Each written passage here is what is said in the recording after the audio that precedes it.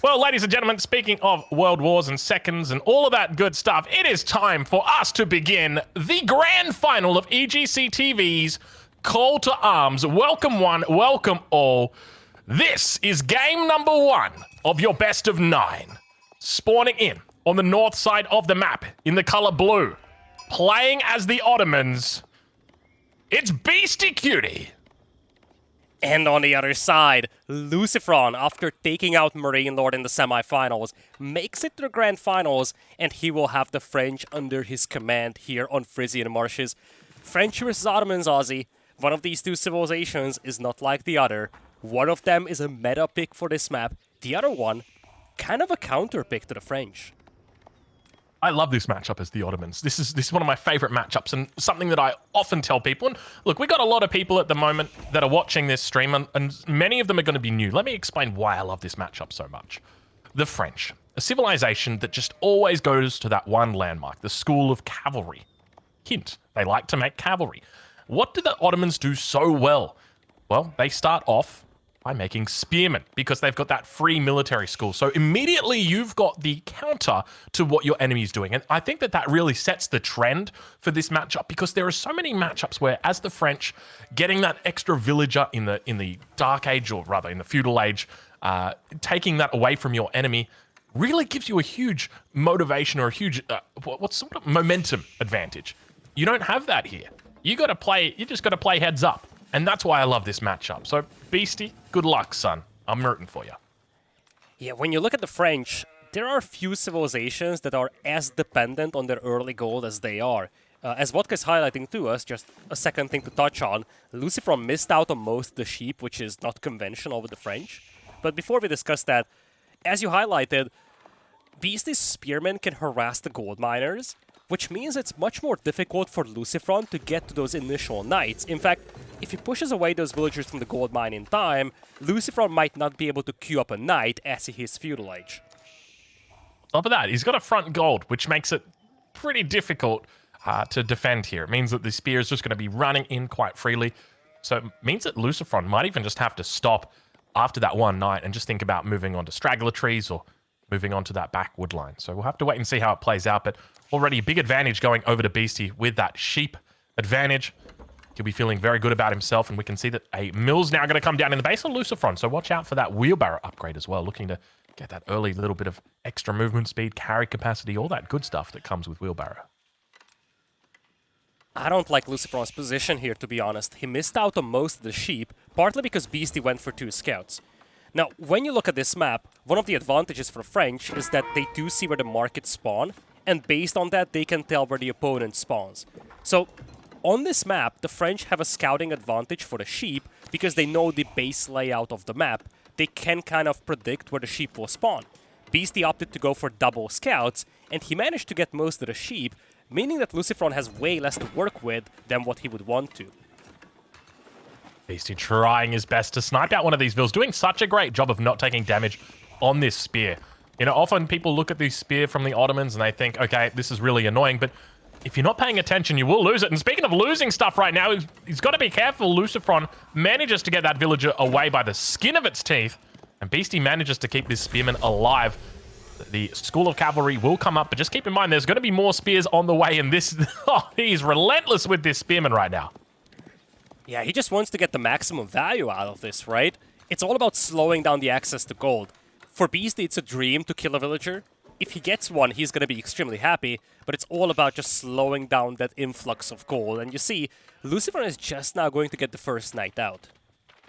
Yeah, it's a bit of a delay. He's got a second one in queue, so he's got the gold for it, but obviously Beasty's got the second spearman back at base. Third one on the way through for free, by the way, from the military school.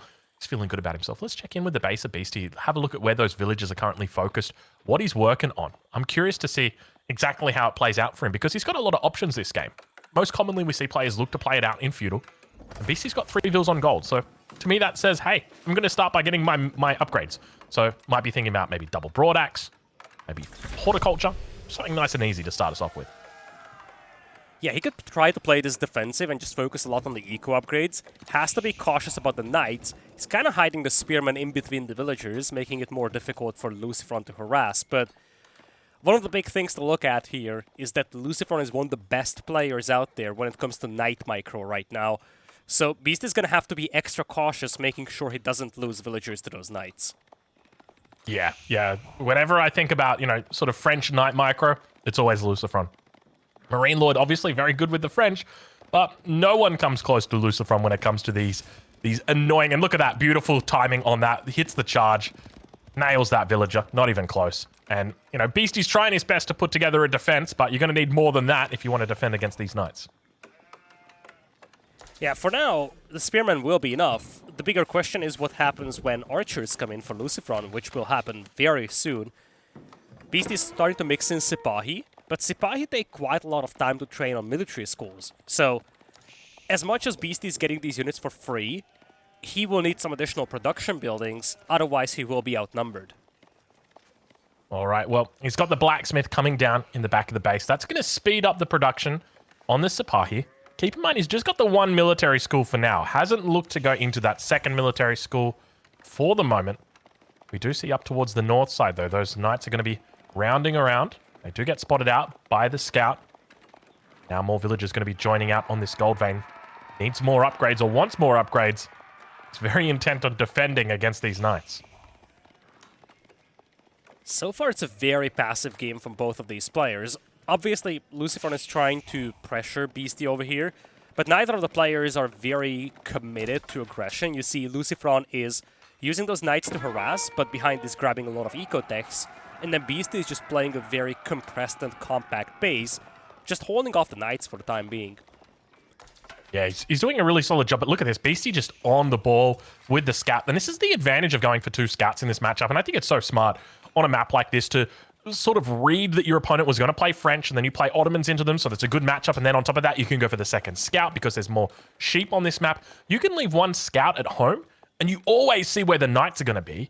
And at the same time, you've got the scout that you can take over to the enemy base, and you can see what they're up to, because often it's one or the other. But today, Beasty gets both. And Beasty does need to get value out of that scout. Remember, he built that on the TC, so he sacrificed a villager for that. He would have fallen behind in terms of villagers to the French anyways, but still, he sacrificed a Dark Age villager for that extra scout, so it's nice to see him really using that to gain advantage. As you said, keeping one scout back at home to keep track of the Knights, and then using the second one to gain intel. Look at the control that's coming out from LucifroN, though. He's got the 3 cavalry units over here towards the east side, but check the gold right now. We can see that there is more action over here, and it looks like they've made it past the defender. The Knight looking to hit the back line, and unfortunately, it doesn't look like there's going to be anyone back here to stop it. No linebackers, unfortunately. They're just too slow, and the running back scores a touchdown. Wait, no, that is the wrong game. I keep doing this, sorry. It's the wrong game again. Anyway, we move on. We move forward. Nice little defense. Sipahi coming in over on this west side. Not going to find too much, though, other than a couple of Knights. Yeah, I love the football reference on Sunday, though. This is a football Sunday, and as such, we appreciate everybody that's tuning in live, by the way. You know, football's going on. It's always nice to see people also interested in some competitive AoE at the same time. You know, in Australia, we had football as well. I'm not too much of a football guy anymore. I used to be when I was younger, but speaking of when I was younger, oh, God, look at that micro coming through from Beasty. Did you see that? The one villager with the low health managed to path its way through the other villagers which blocked the path of the Knight. It was forced to turn around the other way. Clip it, ship it, post it on Reddit. That is your clip of the week right there. Beasty with a beautiful villager save. Yeah, he still did lose 2 villagers. Now he's down by 7, and the second TC will complete a lot quicker for LucifroN. Beasty's trying to go for an extra TC himself. I'm actually curious if he wants to go for 3 TCs now. And yeah, you see he's mining more stone. Could be just for future military schools, but I feel like especially against the French, I wouldn't be completely shocked if he opted to go for a 3rd TC. Looks like he pulled the villagers though, so it only will be 2. Yeah, if this town center was going down on the stone, I would believe in the 3rd TC, but not today it seems. He does leave villagers on stone though. Hold on, is this just for the military school? Let's check in with the base. I think he's still only added in the 1 military school for now, right? Yeah, it's just the 1 military school. He did go for it originally, but then cancelled it. Obviously the TC took priority. But look at this control coming through once again, looking to try and deny the TC. The Vills got to be careful. The spears ready to roll.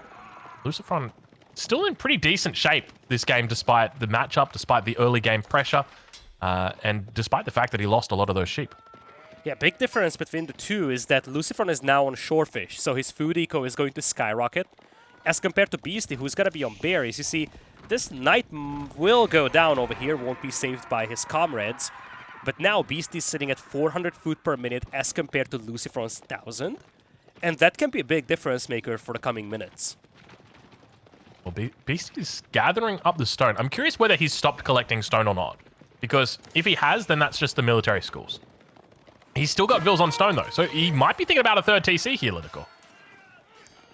Spear's going to get picked off. Knight numbers still looking solid. Splitting him well over these corners. It's funny, right? Because you think about this map, you don't really have a back side, right? Like, you've got a side and you've got a front, but there's no back to you. And yet, still we've seen just absolute control coming out from Lucy. Just really doing a good job of keeping Beasty in his base. Yeah, Beasty has been boxed in for quite a long time over here. And that's part of the reason why Lucy is happy about this status quo. He has the Shorefish and Beasty doesn't. Even if Beast... Wait a second. Hold on to your horses. Who cares about the Shorefish when you have traders? Wait. Oh. Oh. Oh. This changes everything. This was not something... Does it get scouted, though? I saw he has one trader on the map currently. Has it been scouted? Because if it gets scouted, then it's completely different, right? Like, Beasty's playstyle just completely flips on that. I don't think he's got a scout here with the meta. Yeah, but the traders are nowhere to be found. Lucifer is doing a good job pushing them away as the traders approach. And Beasty's probably not thinking about this because I don't think you would anticipate this if you're Beasty. You saw 2 TCs. You saw Lucifer on the Shorefish. Why would you think that he's going to start trading? Yeah, I mean, especially when you haven't seen any cock today. So it definitely means that, yeah, like, trade is just really not on the menu. All right, well, we begin to see a little bit of a push out coming from Beasty. He's trying to scout out. No Chamber of Commerce spotted just yet, but does spot the spears coming around the corner. Look at that. He manages to skewer off one of them. Pretty decent approach. Plenty of knights out on the field. LucifroN stacking up those archers, just keeping them safe at home. And remember, he's got the win condition at the moment, that being trade. You need to stop that trade. You need to prevent it from happening. But you need to know about it first. Even without the trade, LucifroN has a tremendous eco lead. You see, Beasty has 200 stone in the bank, but that wasn't used for a third DC. For now, Beasty's playing this one very passively. He's about to get to Castle Age, and let's not forget, he's getting a lot of the units for free, so his eco is still fine. But I don't think that he wants to remain in this position for more than 5 minutes here. His eco is just going to be so feeble by mid-castle. I think the best thing for Beasty right now would be to scout that trade. If you scout that trade, oh, that's massive. You know what? He just clicks Janissary Company, and he gets 10 Janissaries out against the enemy in the Castle Age and starts one-shotting each of these knights. It would completely change the dynamic of this game because he would be able to recognize the investment his enemy's making and be able to punish it appropriately. So look at LucifroN. He started walling the corner already. He's getting towers going. He's setting up long-term here, which is an interesting approach to the French. Usually you see them kind of playing aggressive in feudal, just trying to leverage those feudal age knights, but Lucy is doing something completely different here. He's just using these guys to shield the trade until he has it fully walled. Yeah, I think that's a smart move as well. But the age up comes through for Beasty. Let's have a look and see what upgrades he opts for. So veterancy coming through on the spears. No real surprise there. Expect to see those military schools transferred over. Is he producing Janissaries out of the military schools? Is that what we're seeing right now? I would not be shocked. Janis would be amazing against that many knights, but you need something against those archers as well. Yeah, he's going heavy on the Janis. All right, I like this. I like this a lot. Janissaries are pretty decent. Once you can get a big enough mass of them up, we talked about this before, if you can mix in the meta as well, get that extra attack speed out, then they can really start to obliterate through the enemy's defense. LucifroN's going to have to start thinking... Oh, go for it. It only works if you deal with the opponent's archers. You need a mangonel or something. It's coming out of the armory, but it takes some time to arrive.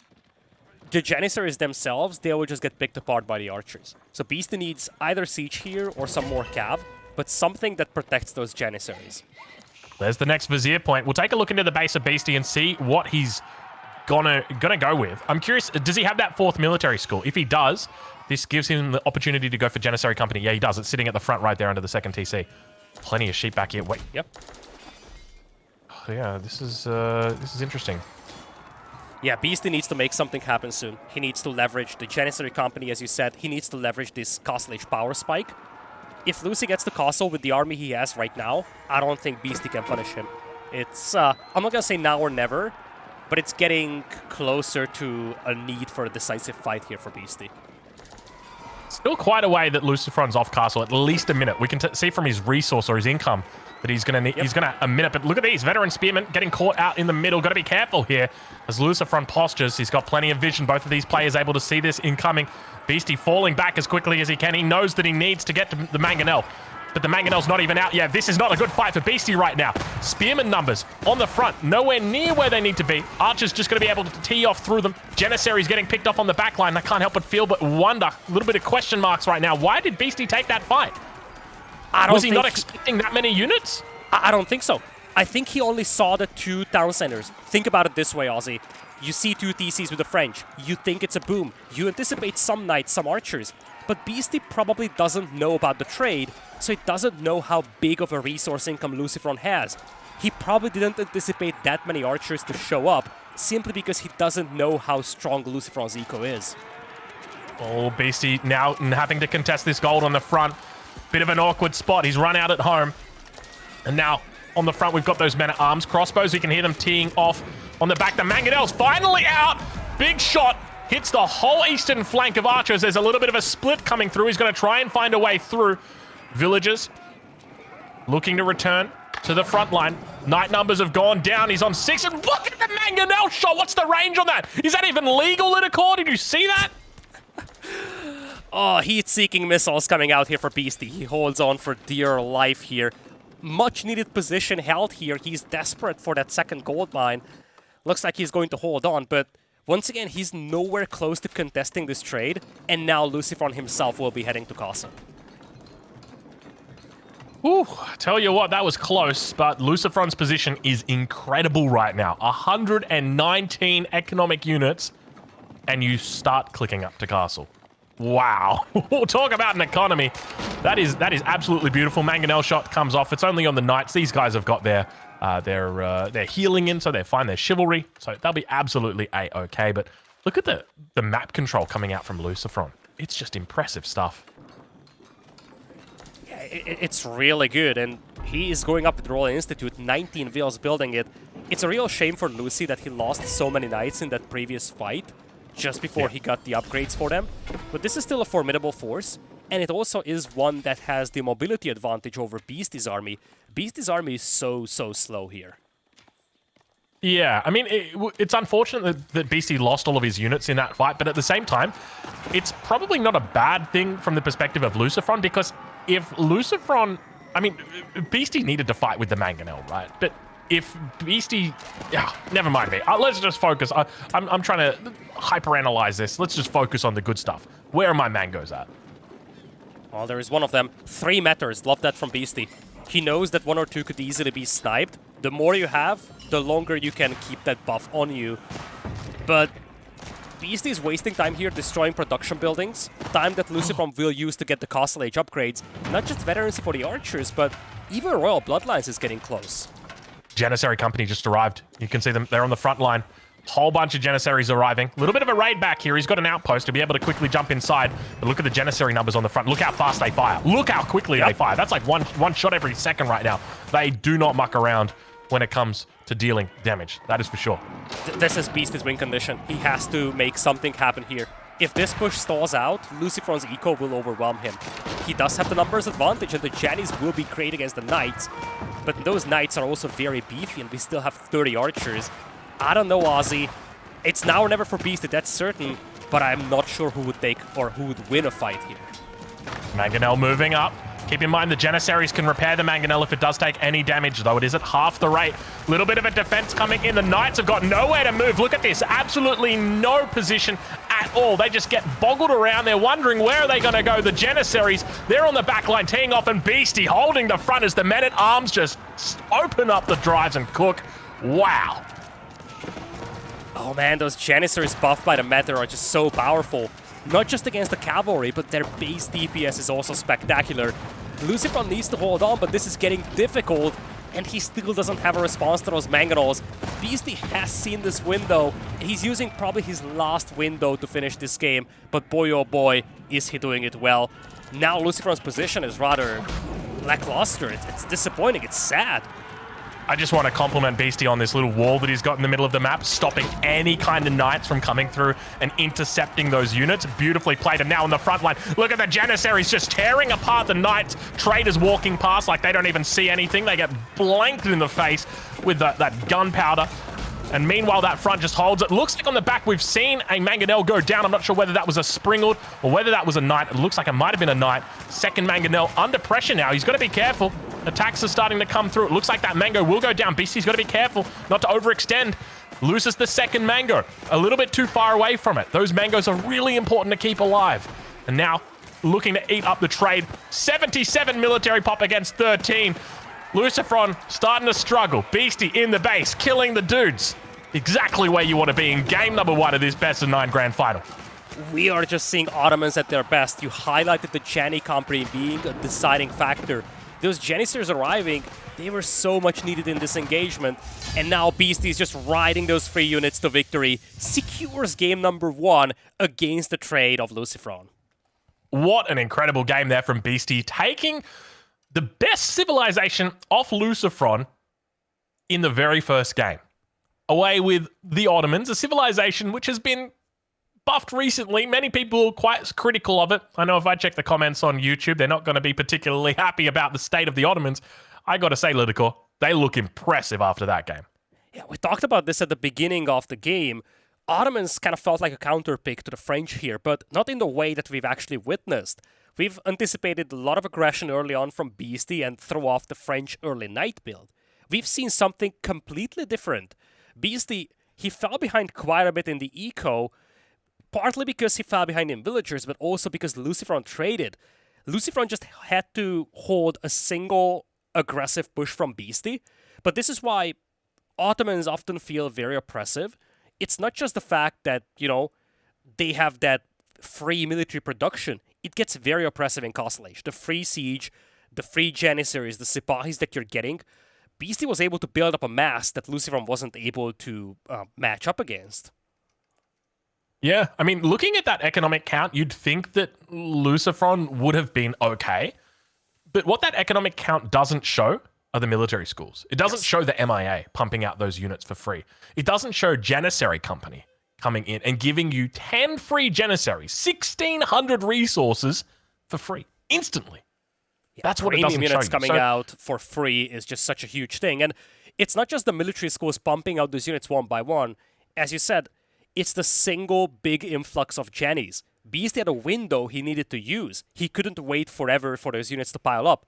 Having the ability to pop out 10 of those premium units instantly is something that gives him so much extra momentum, much needed momentum to take down LucifroN in game number 1.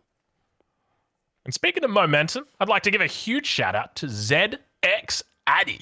I don't know if that's how we pronounce your name, but that's how I'm going to pronounce it. Thank you very much, mate, for the gifted subs. 20 gifted subs is absolutely massive. Helps out 20 of our members of the community that don't have a sub yet. You know, those guys who are stuck seeing all the ads every single time there's a break between games. Well, guess what? They don't have to see those ads anymore. So thank you very much.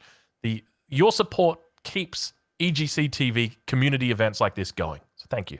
It's not just your support, though, of course. Gear of War dropping in 10 and Invictus also dropping in 15 gifted subs to the chat. Thank you so much for both of you once again for helping us run EGCTV and helping us bring you some entertaining tournaments like the one you see today. Damn, you guys are popping off today. Thank you very much for the support. I'll be speaking to Pesty about that Vegas LAN. I mean, I haven't heard about it spoken about much, but tell you what, after these gifted subs, I'll make it item number 1 on the agenda. But speaking of agendas, let's get to it, LidaKor, because our agenda for the rest of this meeting is going to be the games before us. And we're up to game number 2. I was promised there would be mirrors. There's mirrors. All right, Beasty versus LucifroN, Chinese mirrors. It's interesting to look back at the quarterfinals and even the semifinals of these players here. So when you look at LucifroN on Holy Island, he opted to play HRE against Marine Lord, and he lost. Actually, he won against Marine Lord's Chinese on Holy Island. Obviously, he reserves that civilization for mountain clearing, most likely. And then you go back to the quarterfinals, he did not play this map. Beasty, on the other hand, against B, he played this map. It was a Chinese mirror, and Beasty won that. And against Vortex, Mista, beg your pardon, he didn't play this. So, very same setup for both of these players. They played it in the semifinals, not so much in the quarters. Difference is that this is the first time in the playoffs that we see LucifroN use the Chinese on this map. Yeah, that's a good point. You know, when I think of LucifroN, I always thought of the Chinese as his, last civilization to go to. It's never a civ that he'd really come out of the gates using. So it is surprising to see it here, especially considering this is a map that was his choice. He chose to play Holy Island. He came into this knowing he's going to pick the Chinese. So I'm wondering what kind of plan he's got cooked up for us right now. Because there's got to be something, right? You don't think he's going to come in here and play standard with Beasty, the king of the Chinese, on Holy Island? LucifroN is a master of demo ships, though. We have seen him abuse opponents so frequently with demo ships, just holding them hostage. And oftentimes, if you have water, you can snowball the game out of control. So I think number one thing for Beasty to be cautious about, as he's looking to secure game number 2, would be avoiding those catastrophic demo hits from LucifroN's side. Beasty, of course, himself is very good with demos, but LucifroN is just a whole different level. And boy, oh boy, am I expecting some big demo hits in this game. Well, LidaKor, speaking of a whole different level, huge shout out coming in right now for Johan back, gifting 10 tier 1 subs to the EGCTV community. Thank you very much, mate. But you're not the only one I need to thank. I also need to thank Sloan Runner. Thank you very much. 5 gifted subs. Thank you very much, mate. And of course, we've just had someone duck in right before the bell goes. We've got Ramik coming in with 5 gifted subs as well. So thank you guys very much helping out with the grand final support today. I tell you what, you guys are definitely making it happen. So thank you very much. We got 10 seconds to go. If you've got any more gifted subs, get them in right now. Oh, there's another one. Jay McKill Esquire coming in right now. Jay McKill, thank you. Thank you. All right, LidaKor, it's time for us to go into the game. Stop gifting subs. But seriously, gift more subs. Let's go. Just wait for the next break to gift subs. That's what you gotta say, Aussie. Okanor, stop it. Get out of here, Okanor. I see you. Hot damn, get out of here. Look at them all, dude. You tell them not to, and that's when they do it. Craven SC2 coming in. Hot damn coming in right now. Don't even start the game. Message Petito, say, hey, the game's been called off. We're just going to tell people not to gift subs. And everyone in chat is going to type dodge when they don't get it. There's another one. Do I say it? The game's starting, LidaKor, but I want to call out the gifted subs. There's so many gifted subs.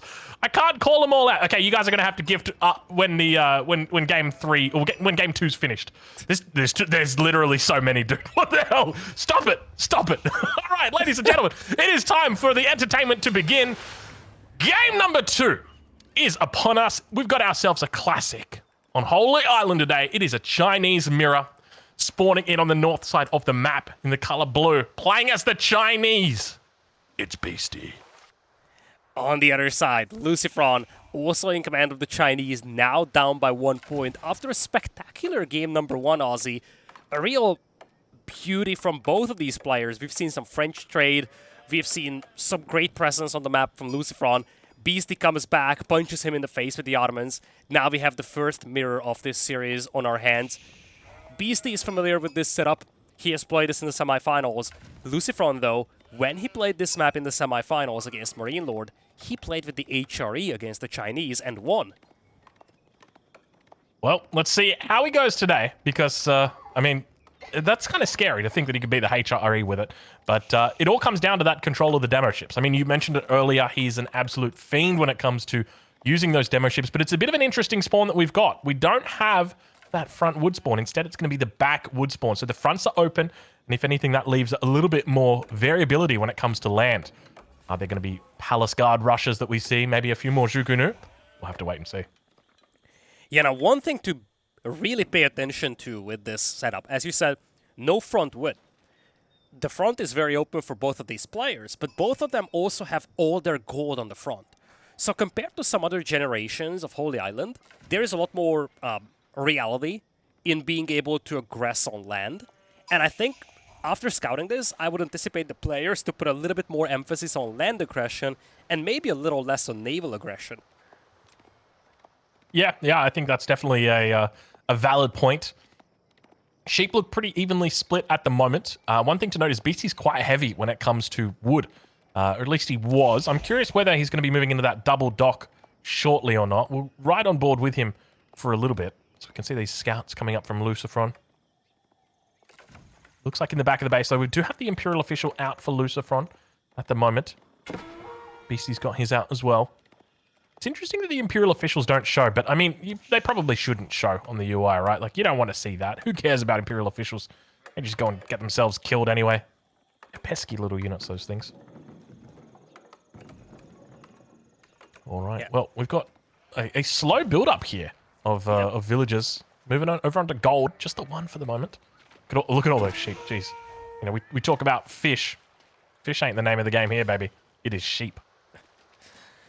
Yeah, this is one of the maps originally created by Adney, and Adney maps classically have a lot of sheep spawning on them. So on this map, obviously, it's a massive advantage if you can collect all of them, or at least most of them. And a civilization like the Chinese, which also benefit from supervising the mill later on, will get an even larger benefit from collecting all that sheep than some other civs would. But nonetheless, as much as your early food eco is mostly centered around the shorefish, or beg your pardon, deep fish, that extra food that you get with the sheep is going to be a great fallback option once you get to like mid to late feudal age. Yeah, that's exactly it. In the event that you do lose water, it also gives you that opportunity to transition a little bit more slowly over to farms. We did see in the last Chinese mirror that we watched on this map that that wasn't something that was really taken advantage of by one of the Chinese players after they'd lost water. So perhaps we see that today in the event water is lost. But we do see the first of the age ups coming through.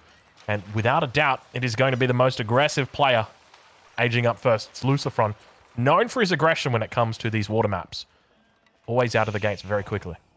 Yeah, LucifroN is much quicker to feudal age here.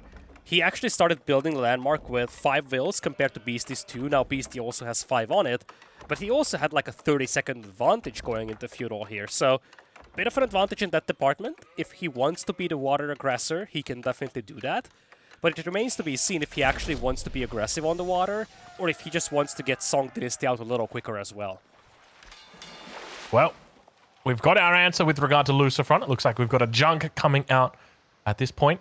So no real surprise there. He's also gone for the double broad axe upgrade, so looking for a little bit more spice on his eco life. Second dock now getting thrown down. A little bit delayed compared to Beasty. Beasty's age up comes through, though. Up against the one junk so far. It's definitely trending his resources towards going for that war junk, and there we do. See it clicked in.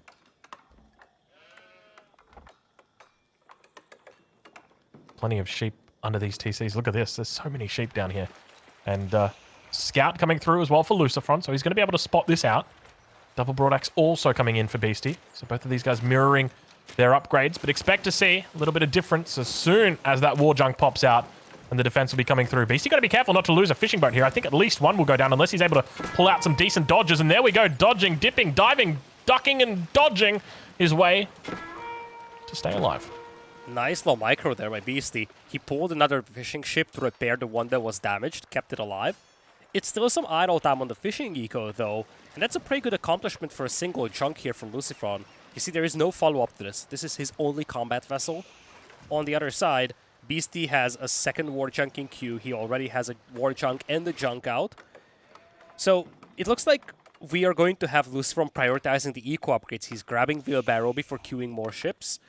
And he looks like he will just play on the defense, at least on the water. Definitely some good value for that junk, though, Aussie. He was able to idle some of the fishing boats from Beasty. Yeah, not too bad of an opening there for him. I like the fact that he's already gone into the wheelbarrow, already going into Imperial Examinations as well, which is really big. This is going to help him out a huge amount with that gold income. A great way to not necessarily, you know, often you're limited on land by how much you can expand your economy. You could go to Song Dynasty, but that's pretty much it, unless you want to make a second TC. But if you've got your 4 Imperial officials, go for Imperial Examinations. You're gathering more gold now. And that's a great little way that you can buff up your eco. Yeah, definitely a big focus here from LucifroN on the eco upgrades. Beasty is also trying to match that, but you see Wheelbarrow is just now coming in. LucifroN also has a 2 eco lead right now, which doesn't seem like it's much, but small differences make the mile in mirror matchups like this. And you start to get that feel that LucifroN is pulling ahead just by a tiny bit here in mid-feudal. Yeah, definitely feels that way. Starting to pick up some upgrades as well. We can see he's got the fishing upgrade on the way, but Beasty also looking to pick up Imperial Examinations as well as Wheelbarrow. And it's interesting how there's a distinct lack of aggression in this game versus the one that we saw earlier today between Marine Lord and B. It was just, it's a very different, despite the same matchup, same map, it's curiously quiet on the Eastern Front. I feel like players have started realizing that even though aggression on the water can maybe throw off the opponent's fishing eco a tiny bit, players have gotten so good at defending their fishing eco that there is just no reason to try this early aggression with like 2 boats. You see, now LucifroN is creeping up, but he's going to get repelled, and then it's just a dance back and forth. Same thing is going to happen to Beasty. So players started to shift their attention towards the land, trying to prioritize the Song Dynasty for the Barbican, for the villager production, of course, that you get from it. But it looks like Beasty also started pumping out archers before Song Dynasty. Not something that you commonly see. Usually players go to Song Dynasty and then play Chu Canoes. Beasty tried to be a little bit more aggressive on land, and I think he's going to get rewarded for it. Yeah, it is. It's definitely a case of potential reward back here. Often with the timings, it's a little bit later than this. And normally Chu Canoe, which are quite a bit slower than the archers. So I think this has been taking LucifroN by surprise, and we can see him throwing down a stable in response. Look at how many vills he's got running over there. He's got the Imperial officials as well. Now LucifroN going to get chased away from the base of Beasty once again. Barbican coming up on the gold, almost through to that Song Dynasty. Neck and neck on that village account now. Beasty managing to bring it down. Some villagers are fighting those archers. I don't know what the plan is there for LucifroN, but he's losing quite a few villagers. Tries to get a good fight on the water, though. Oh, we talked about it before. He's the master of the demo and now comes in, hits 1 but gets the 3. Oh, baby, it's a triple. Second one goes down and things starting to look scrappy for Beasty right now as the numbers are not in his favor. We'll head back over to the water quickly just to see exactly what happens as that little cleanup comes through. Beasty might be tapping out on the water right now as that demo ship comes in, hits the big boy ship. War junk going down, and look at the numbers coming out from LucifroN. He's looking scary. Beasty's got 3 demos. They have to connect here. If they don't, Beasty's going to lose the water. LucifroN defending, manages to take out all 3 demos without hitting a single one. And now on the same time, Lucy going to get a double. Look at this beautiful shot. Manages to only hit the 1, though. I don't know how he did that. Meanwhile, fishing boats on the front. Beasty's fallen asleep at the... Do fishing boats have steering wheels? What do they got? At the rudder. He's asleep at the rudder. Not looking pretty right now if you're a Beasty fan. I think Beasty took a gamble here. He went archers early trying to punish the land. And if he hits that wood line, he can slow down LucifroN's naval production, but that just didn't happen in time. LucifroN was able to build up a fleet, and the investment that Beasty made into the archer range and the archers, that's an investment that LucifroN made into ships. That's why he's winning the water right now. Well, it's right now, but Beasty does have some decent numbers back here. The one thing is he's backed into this corner. You've always got to be careful when you back your opponent into the corner because they can always just push off the wall and hit you pretty hard. That's exactly what Beasty's doing now. He does have the demo ships, but take a look at this. LucifroN, the response to those early archers was horsemen. What does he do with them when he's finished with them? He brings them out over, yeah. Demo ships coming in. 1 demo ship. Oh my god, it hit 5 of them. Gets a nice little split in. That's going to be a triple. Oh, mum, get the camera right now as LucifroN cleans up the water and Beasty heads back to square number 1. Where do we go from here, Mr. Beast? Oh, we talked about this in the pre-game, Aussie. LucifroN is just a master of those demo ships, and we've seen some great connections here for him. Dominates the water now, basically no shot for Beasty to get back on it. Beasty, he's gonna have to try to get Castle Age going here, but LucifroN has the same thing on his mind. You really cannot think otherwise than LucifroN just having a gigantic advantage now. Yeah, I think Beasty's got one play from here. So you can't go into TCs from here. It just doesn't work. The only play is to go into mass palace guards, and he has to supervise them out like crazy. You can see him throwing down a third barracks here. My suspicion is he's going to be putting 3 Imperial officials on each one of those barracks, and he's going to be pumping out palace guards as fast as he can. And he's going to try and overwhelm the enemy so much that he will be able to make up that villager difference. Let's see if he's able to find it, though. It's going to be tricky, though. LucifroN has a couple of horsemen already, and look at this. Look at just the barracks for LucifroN. He's prepared for this, Aussie. Let's see if he's able to match it, though. Beasty's been supervising his mill at the back, and we can see the Imperial officials are 100% focusing on those barracks. We've got 3 Imperial officials there. 4th one looks like it's collecting gold. Ideally, that Imperial official needs to be supervising the mill. Oh, he's just moved it over. Look at this. Beasty knows what he's doing, I'll tell you that much. Because these Imperial officials, or these Palace Guards are going to come out very, very thick. And LucifroN, it's going to be about whether he's able to keep up with the spam. This is where the sheep becomes a really huge factor. We talked about this pre-game. You base your food eco around the fish primarily at the beginning, but if you get pushed off, it's such a great fallback option. The only reason why he can keep bumping those palace guards is because he has the sheep right now. But Lucy is doing the same thing. In fact, Lucy's got the same amount of palace guards out as Beasty, but he's got 8 more in queue. Yeah, he's got really good numbers here. And you can see Beasty going straight down to this south side, looking to try and draw these units around, but you're 100% on the money. LucifroN's just managed to keep up with him, only just because of the fishing difference. So, yeah, unfortunate for Beasty, but it looks like this game will be evened up. LucifroN, once again, proving to be dominant on this map. Yeah, I really feel like Beasty did the only thing that he could have done in his position, but it's just the too little too late scenario. He's trying to play this in a mirror matchup, and LucifroN had the fishing eco to help him up to castle, and now you see sustainability is on the side of Lucy. Beasty isn't even pumping out more palace guards, he's shifting into crossbows, but that's not going to work, at least not short term. LucifroN has a 20 eco lead right now. He's got some horsemen around as well, he's got the palace guards. And when Beasty runs out of sheep, his food eco is going to crumble. Yeah, this is really heartbreaking for Beasty to be able to watch, because he sees the palace guards on the defense. He saw like 10 palace guards on defense, and then he sees 5 palace guards coming to attack him, and he's like, I've only got 4 palace guards. There's not much more I can do here. He's thrown down the second TC, but it's just one of those situations where LucifroN's got so many resources that he can pump into units right now that by making this second TC, he's just going to put himself further behind. But to be honest, there was one opportunity for him to win this game after he lost water. It was with those palace guards, and I think LucifroN's done very good at extinguishing that one light at the end of the tunnel. Certainly. That was Beasty's only chance coming back into this one.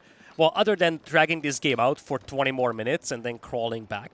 Sure enough, if he drags this out for 20 more minutes, he's going to have a shot, but I don't think Lucy's going to let him do that.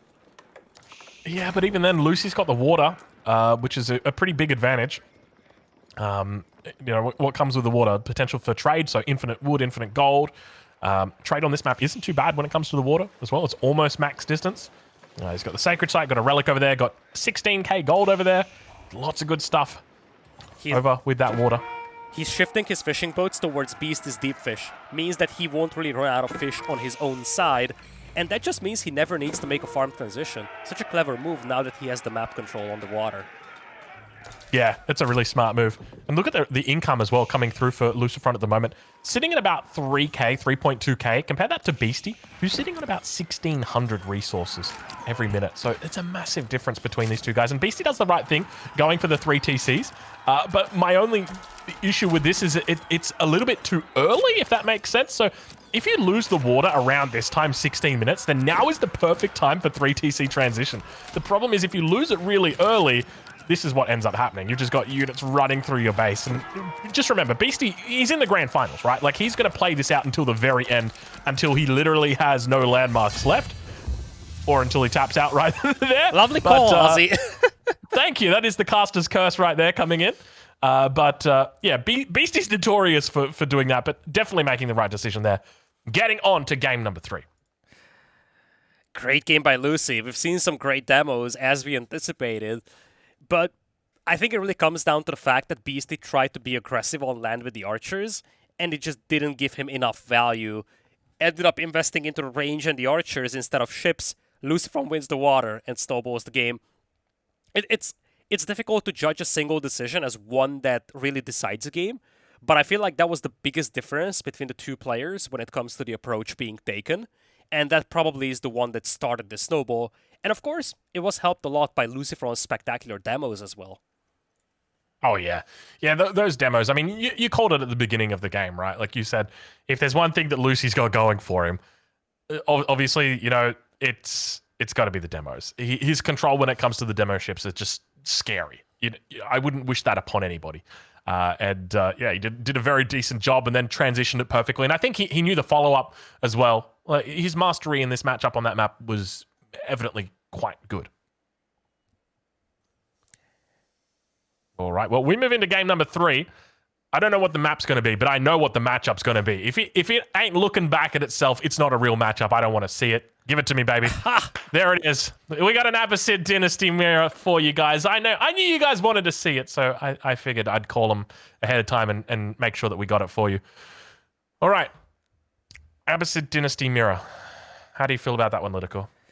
Beasty won this matchup against B yesterday. We've seen that semi-fast castle approach that I kind of alluded to in the third place match. I'm curious if he's going to take that approach. And I'm also curious how Beasty is going to fare against a player who isn't so heavily reliant on the camel archers as B was. I felt like he was a little too stubborn with the camel play yesterday. I'm curious to see how LucifroN is going to approach this game. But second mirror, right now, LucifroN is the one that won the first one. Remains to be seen if we could see the other. Beasty opted to go for one of his own home maps, by the way. So far, both of the players went with their own home maps. No shenanigans where they picked the opponent's home map so far. But we only have 20 seconds left to go, Aussie, so not much time to discuss this game otherwise.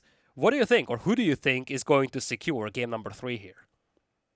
Yeah, I mean, it's one of those situations where it can just go either way, right? Like, both of these guys are just so talented. It's a mirror map, mirror matchup on a mirror map. I mean, it's rare that a map, like, realistically, the resource distribution on a map like this isn't going to really impact it that much. So it could go any way. But if I had to put money anywhere, I'd have to put it on my boy Beasty. How about you, LidaKor? Okay. I feel like this could be a coin flip, and a lot is going to come down to very minor things. Villagers getting sniped as they go building docks, which wing is going to be selected for the H-ups. This game is going to be a game of small differences again. Yeah, I think you're 100% on the money there. All right, well, let's get into it. Ladies and gentlemen, welcome to game number 3 of your best of 9 grand finals for EGCTV's Call to Arms.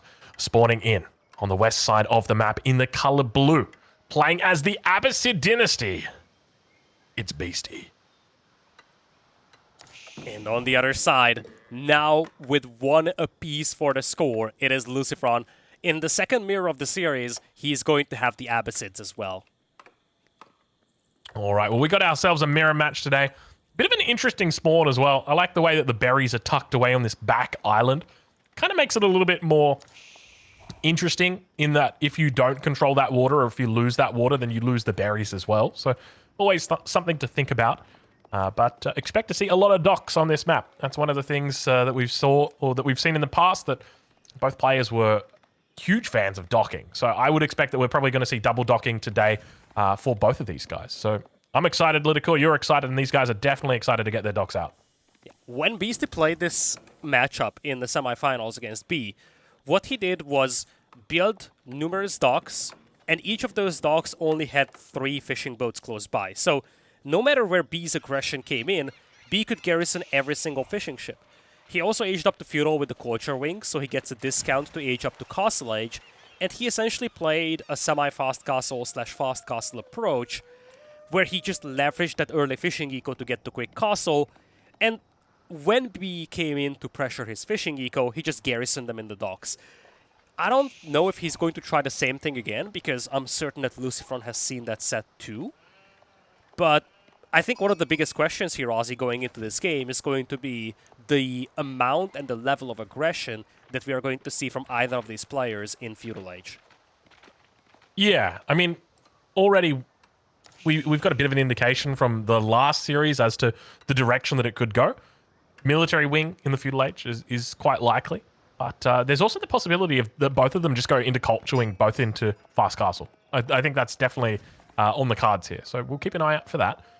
Meanwhile, we'll keep track of docks, because one of the things that we picked up in earlier games is that docks just go crazy on this map. Keep in mind the Abbasid dynasty pays half the price a normal dock costs. So a normal dock, you're talking 150 wood. Abbasid, they only pay 75 wood. That's a pretty decent price for a dock, and it just means that you can put as many as you like around the corners of these maps. Yeah, that's part of the reason why this map often ends up in an Abbasid mirror. Players just value this bonus so much, and there are few other civilizations that can really get anything comparable when it comes to the value of this bonus. Yeah, I think that you're on the money with that. I think the other viable option, as I mentioned before, was Ottomans, but obviously the Ottomans, it's... I mean, there's other factors in it as well, right? Like, you're going to have to use the Abbasid dynasty today. This is a great candidate for it, so you might as well throw it out here. So, definitely makes sense, but plenty of sheep starting to stack up here behind Beasty. Age up, not yet through for him. We can see he hasn't even begun collecting gold. He's only just moved his villagers across now. A little bit of a sneaky dock in the corner as well. This fishing boat, actually, it can go all the way around. So this pond at the back is quite dangerous for Beasty. If he was to lose this, there's the chance he loses 3 deep sea fish, which is kind of crazy when you think about it, right? Like, there is one pond that's got that many deep sea fish in it. That's wild. Yeah, that's definitely a valuable pond out there for Beasty, but the first one to place a more aggressive-ish dock is going to be Beasty himself. He's going to posture close to LucifroN's pawns. There's a little red dot to the south moving around, but I think that's just a scout. LucifroN is yet to sneak a dock on the opponent, if he will ever do that. There's a boar nearby as well who may get involved, but for the moment it looks like it's just going to be a classic mono-e-mono fight. They draw closer to that boar. Now that scout, it looks like it might go underneath the town center. Fortunately, there's no villagers nearby to garrison. Almost losing the scout there. I say almost losing it, but I mean, he probably could have come up, touched it, and given it a little kiss and then walked away. He'd still be okay. Culture wing, LucifroN. There's the first answer to our question of which wing direction do they go today. Beasty on the other side of the map. We've seen what one Mister will do. The question is, what is this Mister going to do? Is it going to be broken wings? Is it going to be culture wings? Today we find out. It should be. I feel like anything else gives you so little going into Feudal Age, and indeed, Beasty thinks the same. He's going to get up with the culture wing. Needs to try to stop this dock. As you alluded to, this is a very valuable pawn for Beasty. And LucifroN also has the advantage going into Feudal Age, so he will be able to put up a more aggressive presence a little quicker than Beasty can on the other side of the map. Yeah, it's a slight difference, but I think realistically, it's not going to make a huge difference in the outcome. We do see a bit of a villager getting caught behind enemy lines. It's just going to run to the town center. This is a classic gamer move right here for LucifroN. This is yeah. Look, it didn't go well. It's unfortunate. You know, sometimes you get them, sometimes you get got, and LucifroN getting got there. The wolf gets involved as well. That's annoying for Beasty. He was chasing that whale, and now the wolf gets involved. It doesn't seem like it's much, but it means that this villager cannot fight the one from LucifroN now. Yes, exactly. It's all these little differences, right? Like, as an example earlier, Beasty and LucifroN, when they were fighting with this villager and the other one, Beasty's hit was slightly before LucifroN. So LucifroN had to run away, come back, and make sure that his hits timed up with Beasty's. But now, once again, we see a villager down the south getting caught out of position. And Beasty going to be able to chase it away. I think he's probably going to be able to take out the villager before the dock gets up. So it means LucifroN should cancel this dock before the villager goes down. But let's wait and see. We're right on board with it. Looks almost certain it's going down, though. Yeah, I mean, it's one thing whether the villager goes down. Question is whether the dock is going to finish. But as you said, this villager is likely going down before the dock is finished. This is such a big thing here for Beasty. Doc gets stopped at like 99%. Wow. That's a feels bad moment right there. Looks like Beasty did lose his villager up on the north, so we've had a lot of work kills so far. 2 going down on the side of LucifroN, 1 for Beasty. But we've got docks all over this map right now. I'm curious whether any of these ponds connect. I suspect they probably don't. It looks like LucifroN on the south side is going to be sending out another villager towards this dock.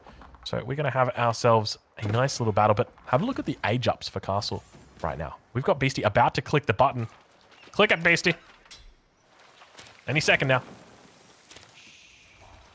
Yeah, this is the power build that Beasty used to take down B on this map. And you see how oppressive it is. He clicks Castle Age at 740 and LucifroN was doing something similar, though he mixed in a battering ram as well. He's also making some spears. Looks like he's going to spend a little bit more time in fuel. But here's the big thing. With the military wing coming in for Beasty, he gets 2 camel riders when he gets to Castle Age. Those are great units to harass the enemy gold mine with, further delaying the Castle Age from LucifroN. Yeah, that's a really good call. This could be tough for LucifroN. I'm curious to see how he goes about defending this, but Beasty now looking to pick up the double broadaxe, picking up a whole raft of upgrades. Keep in mind, going with the culture wing for that first wing enables you to have that reduced cost on all of these upgrades. So it means that you're not paying full price. So Beasty's going to be very happy with the outcome of this early on. You can see this slow and methodical death over here. Heals coming through. Battering ram finally going to be touching, and spears getting out on the battlefield as well. Yeah, that's a big thing for LucifroN. He's going to have some spears to hold off the initial camels with. And Beasty opted to go for his own spearman as well, so no range for him to try and deal with that. And we have a fairly high amount of naval skirmishes here. Demo even coming in to try and deal with the Bugla. Yeah, should be able to find it pretty well. Beautiful Nice shot comes through. Hits a fishing boat as well. So took out 1 fishing boat, hit the second one. But gold going to be thrown out now as those spears step on it. And Beasty doing a really decent job in the north here. I'm getting worried for LucifroN. It's not just the fact that he needs to clean this up, and he will eventually clean this up. I have no doubts about that. Issue is that his fishing eco is being idled out right now, and you see, he's still nowhere close to Castle Age. Beasty now moving towards camel archers. Beasty will shift focus from the water to land soon, and I think he's got like 2 steps advantage over LucifroN. Yeah, I got to agree with you. The timing here for LucifroN's castle is going to be quite delayed, considering the resource income as well. It's still going to take him probably about another minute at least before this, before he's got the food to age up. Camel's just running head first straight into the spears. They don't care. Look at, they're like honey badgers. Look at them go. Beasty just throwing away his camels. He says, you know what? You guys are fodder. I'll see you guys later. And Beasty biting off more than he can chew. Yeah, that's not a very helpful fight for Beasty. He really would have wanted to hold on to some of those camels, but it is what it is. He's now getting some... Interestingly, he actually got boot camp in, so he's going to play into Gulams now. He popped out a single camel archer, but it looks like he isn't going to go heavy on the camel archers. Interesting decision there from Beasty, and now because he doesn't have the camel arch, or the camel riders, he has a bit more trouble dealing with battering rams. He's not going to be able to put pressure on the enemy gold. It is, that's a big loss. I mean, it might not seem like a lot, but those were free units, and they were good units. I beg to differ. Like that. Lucifer only has spearmen here, so that single camel archer is going to be so annoying around that gold mine. On paper, Lucifer has no tools to clean it up with. Yeah, but he can just right-click the camel, and then the camel has to run away. So that's the option that he's got. But Beasty can micro that, right? So true. It's not going to be comfortable, to say the least, for LucifroN. All right, well, speaking of comfortable, up on that north side, LucifroN going to be feeling a lot more comfortable. Things didn't start well for him in that north pond, but he's managed to clean up the mess that Beasty made there, and he slowly takes control of this map. If I was to say, like, if you look at the portion of water that Beasty controls versus the portion of water that LucifroN controls, Beasty's only got that one little pond. I mean, granted, there's 3 fish in there, but still, compare that to LucifroN. He's got every other pond. He's doing well for himself. Yeah, Beasty's doing the same thing that he did against B here, just leveraging the early fish for land advantage. But he's a little slow to grab that land advantage. As you highlighted, The Camel Riders went down way too easily. The Gulam are just now arriving. And LucifroN is given a window to get up to Castle Age here. And he also has a fairly respectable amount of fish. He's got triple ranges as well. I think Lucy is in a great spot now. He can just pop out a couple of crossbows to deal with the Gulam.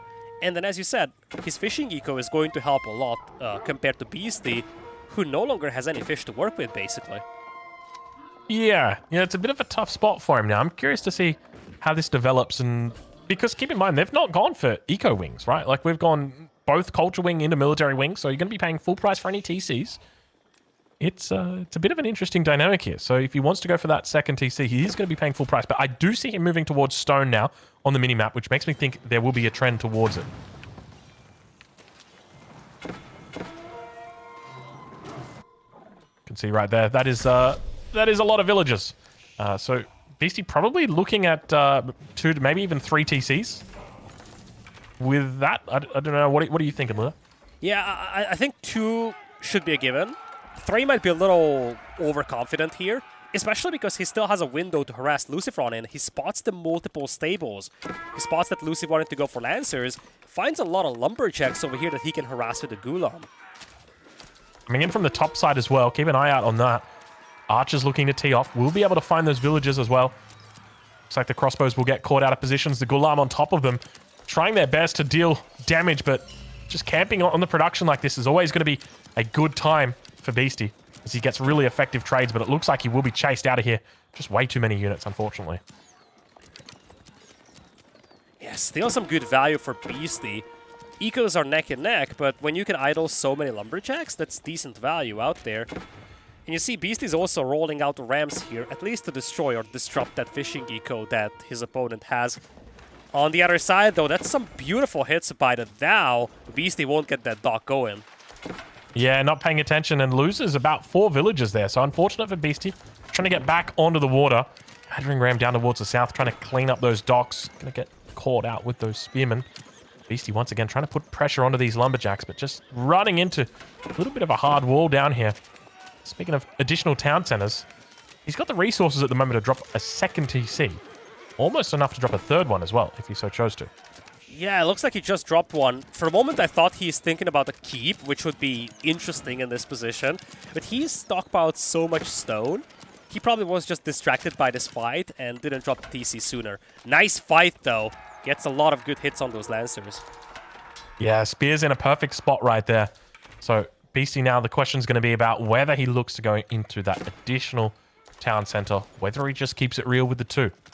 But I know definitely from this position, after losing the water, 2 TCs isn't going to cut it. It's not going to cut it at all. So adding that 3rd TC is definitely going to be a big help. But, I mean, he's almost got the resources to go into a 4th TC if he really wanted to. Yeah, I think he might just be stockpiling for a keep later on. He's actually building some stone walls to the north. I think those are stone walls, right? He definitely can afford stone walls. I think they're palisades. I saw palisades coming up earlier, but we'll double check on that shortly. I know. Oh, there we go. Nice little relic snipe. That's 3 for the beast now. Interesting. Just yeah, palisades.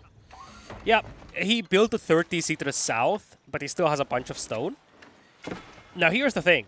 He's got 3 relics, or he's about to have 3 relics, as compared to LucifroN 0. So this is the domain where Beasty can start thinking long-term, and just know that, hey, I have the relic advantage. If this game goes very long, my position is pretty good. So that's why part of the reason I'm expecting some stone walls from Beasty is because now he could start playing towards a longer game. Yeah, it could make sense. Yeah, interestingly, it looks like Beasty's decided to cut off on the stone, so he's just going to be sticking with the 3 TCs. Makes sense. You want to avoid investing or over-investing, especially with LucifroN at the moment. He's still sitting on just that 1 TC, so if LucifroN pushes all in at this point right now, it could be really bad for Beasty. So he's got to do his best, and you can see LucifroN's actually challenging this pond. This was the pond that, you know, realistically is the super pond, right? It's got the 3 deep-sea fish in it. And now LucifroN's in here. Yeah, this game is just so chaotic on the water. It's a back and forth. But this is concerning for Beasty. Quite a few villagers down here in a very exposed town center. Exactly where LucifroN is heading. He doesn't have any rams, but this DC also isn't connected to the House of Wisdom. So it's actually pretty easy to torch down. Let's see what he looks to do. Vils will jump inside the town center. He's got a couple that overflow. Unfortunately, they look like they may go down. Mangonel together with the infantry going to be moving down the cover. Only one Vil going to be taken out so far.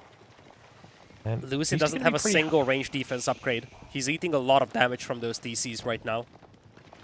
Yeah, especially considering Beasty's got the +1.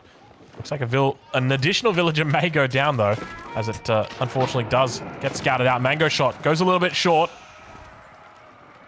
Now those knights going to march on out of there. At this point, if you had to give an advantage to one of these players, which one would you give it to?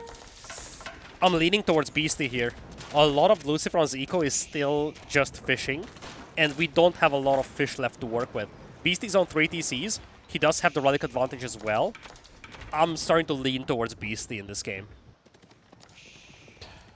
I got to agree. I think if Beasty doesn't die in the next 5 minutes, then he should probably win this game.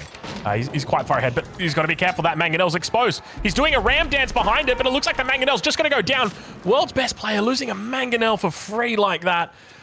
Oh, gosh, you hate to see it, don't you? Yeah, that's a pricey loss out there. He was distracted building what I think was a Springald at the back line.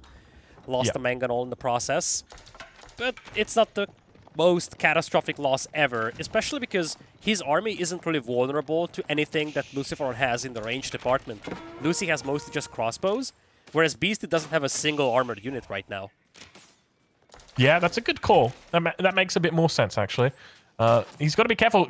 Down on that south side, we can see it looks like the cavalry is going to be going down. 3 of them. We missed out a little bit there, but we do see the final 2 fleeing from the scene of the crime. Fortunately for Beasty, he's able to deal with that raid pretty effectively.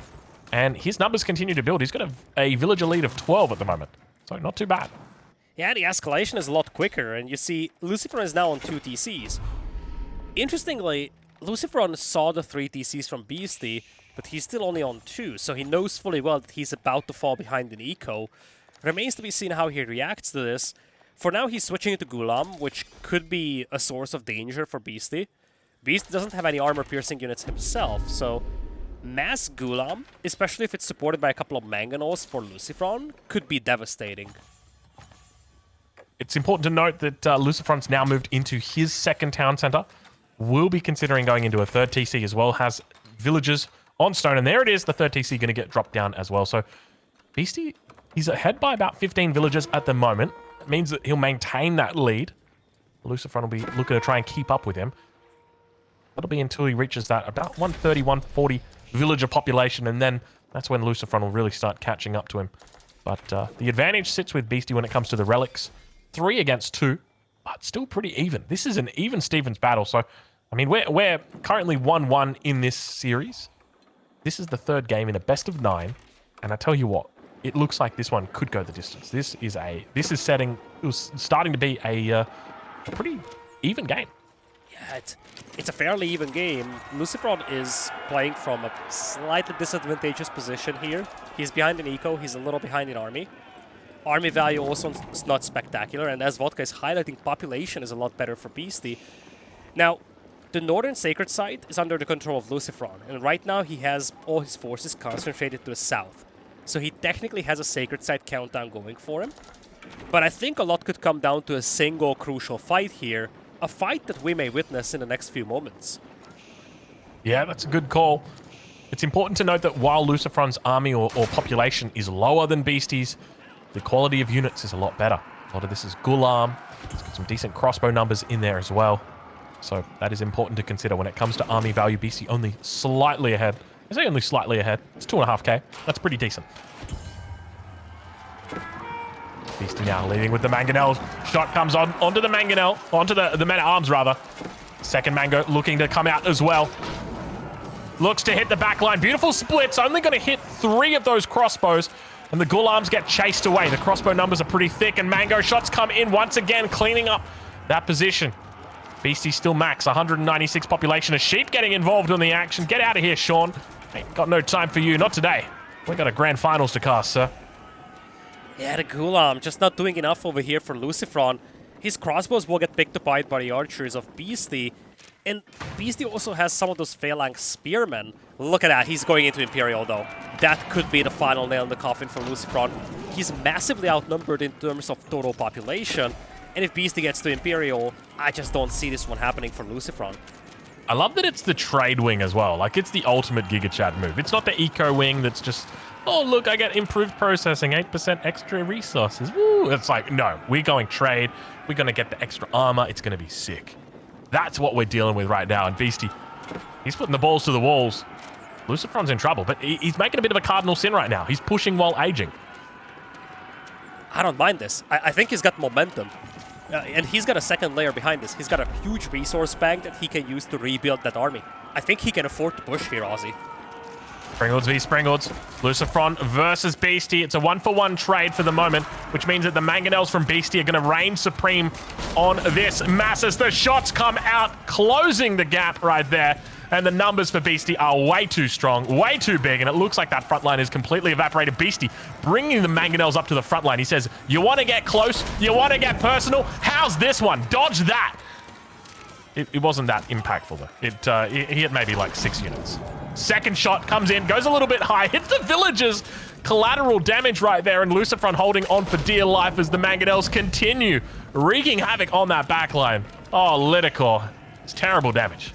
It's terrible damage, and this is why I said that I feel like Beasty could afford to push even while aging up. When Lucy sees that Imperial Age from Beasty, I would not be shocked if he just tapped out of this one.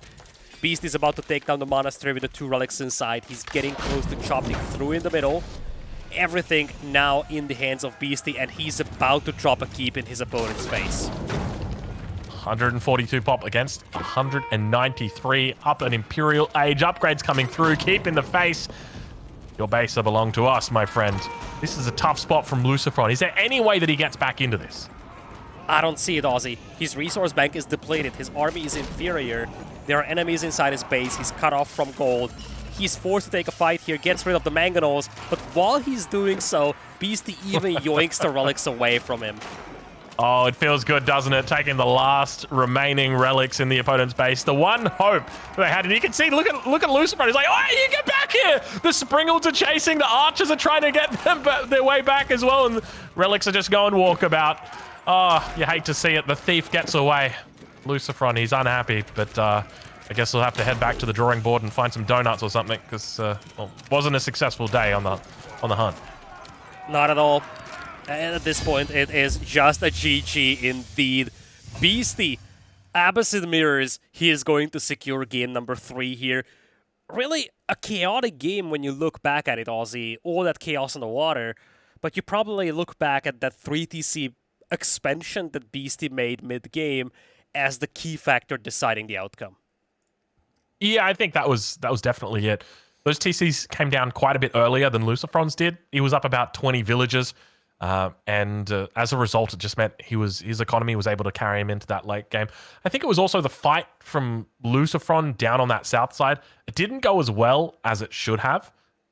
And I think partly that was because of the lack of Mangonels that were coming out from him. So if there was one thing I'd take away from this game, Mangonels are good.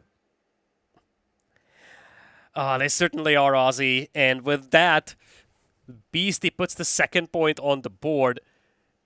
Mirror matchups so far, 1 apiece. Let's take a look at what we have for game number 4, though. I've got my sneaky suspicions right now that that's not going to be the only matchup or only mirror matchup for today. Ladies and gentlemen, it is going to be a, drum roll please, Holy Roman Empire mirror. It is happening. You get to see it twice today. We get to see the third mirror match in a row. We actually got a pretty good game the first time around this matchup happened on this map. We got a battle of the GigaChads. LidaKor, how do you feel about this one? Mountain clearing, we've seen it before. We'll see it again, I'm sure. Who's going to win? Who's going to take this one out? Who does this favor? This is a signature map and sip for Beasty.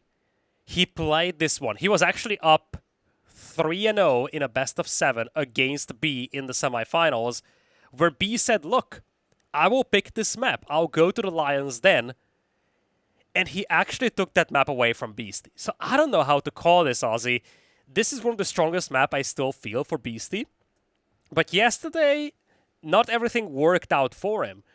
I think this could easily be a coin flip. And a lot is going to come down to the tiny details, like we've discussed in the third place match. Who's going to get the boar in the middle? Who is able to yoink that extra relic over the opponent? Is there going to be any impactful raids at any given moment of the game where someone loses a significant amount of wills before getting up to Imperial? Those are the factors to look at in this one. Until you see any of those, it's near impossible to predict who's going to come up on top. Yeah, there's a lot of early game factors that can determine this. I'm kind of excited to see this matchup if both players decide to go for the boar at the start. We could have ourselves a really quick game because once she starts going, she doesn't stop, and it gets extra hard if there's different scouts. And speaking of extra hard, I am extra hard right now because we have just got two of the biggest boys coming in. We got Hymenator gifting 5 subs to the community. We got Riot86CH. Thank you very much, guys. Coming in with 10 gifted subs right there and the 5 from Hymenator. Absolutely amazing. Keep it up. That is good stuff. You are fueling the fire that is the Age of Empires 4 community. All right, Aussie. 1.5 minutes left to go. Who do you have to win this one? I've kind of alluded or kind of explained my perspective on this game. I haven't yet heard your opinion on this. Who do you think has the edge going into game number 4? The boar. I'm just putting my money on the boar. These guys, it's a grand final. They know that they need that little bit of extra pizzazz. The boar's got it. And if they both know that if they both got a date with the boar and she's been double booked, oh, it's just going to be so much fun. I reckon the boar is going to rack up more villager kills in this game than either player. You watch. It'll be over at 3 minutes, but it'll be so good. It'll be so good. All right, that's my safe bet. All right. In all seriousness, though, I know that a lot of people are talking about the mirror matchups, and they do happen. And this is a consequence of having civilization or a civilization pool and a map pool, because normally there'll be one civilization that really becomes the best civ on a certain map.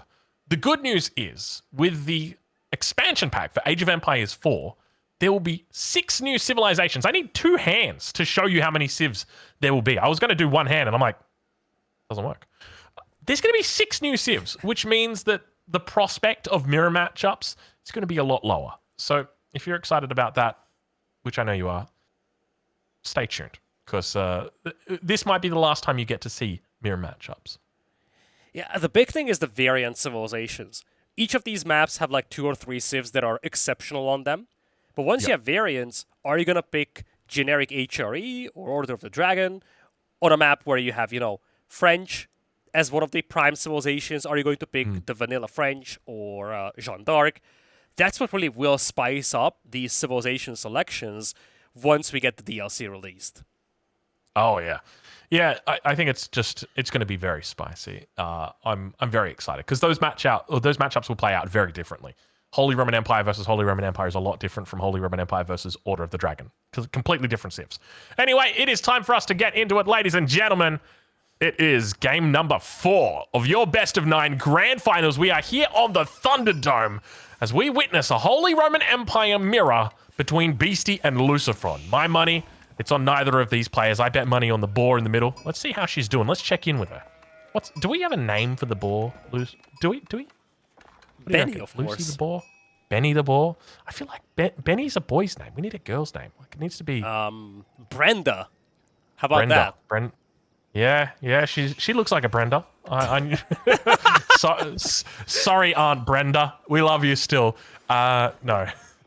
Pumbaa. I guess Pumbaa's a good name. But it looks like at this stage, neither player is going to be interested in getting their paws dirty with her. Am I on National Geographic right now, Aussie? You could be. You could be the one that is getting recorded. You don't even know it. It's like, here is an unsuspecting victim of a boar. Her name is Brenda. She likes to party. And then there's you on the ground. And Marine Lord's in the chat right now, cursing us for talking about his mum. Sorry, Marine Lord. Okay, let's get back to it. So, anyway, we got ourselves a Holy Roman Empire mirror. Do we see a Burgrave today? I don't think so. We shouldn't see a Burgrave here. It all comes down to the Regnants, but if we do, it's gonna be from the player that's missing out on the relic in the middle. It's all about that one neutral relic. 2 are pretty much guaranteed for the players, though we've seen players yoinking away relics from the opponents. But whoever falls behind on relics, or whoever anticipates himself to fall behind in relics, should be the only player considering a Burgrave build. So, my suspicions at this point is we've got 2 players in the grand final. I thought they'd both go for the boar. I thought they'd mix it up. But now it just seems like we're just going to play it standard. Do we just have ourselves like double Arkan into double Burgrave into double Swabia? Oh. How about Nice a double Arkan. TC for you? Yeah, this isn't a bad little spot. I mean, where else could have you gone from the perspective of Beasty? Nowhere else, really. Yep. I think this is it, right? Like, 2 tiles between the town center of the Arkan, so you've got farms there. You get Yeah, he's the got a head woodline. start building the Arkan. Lovely spot as well for LucifroN, a little bit offset to the flank. Could have technically tried placing it in between the gold and the stone as well, but it really doesn't matter, to be honest. Yeah.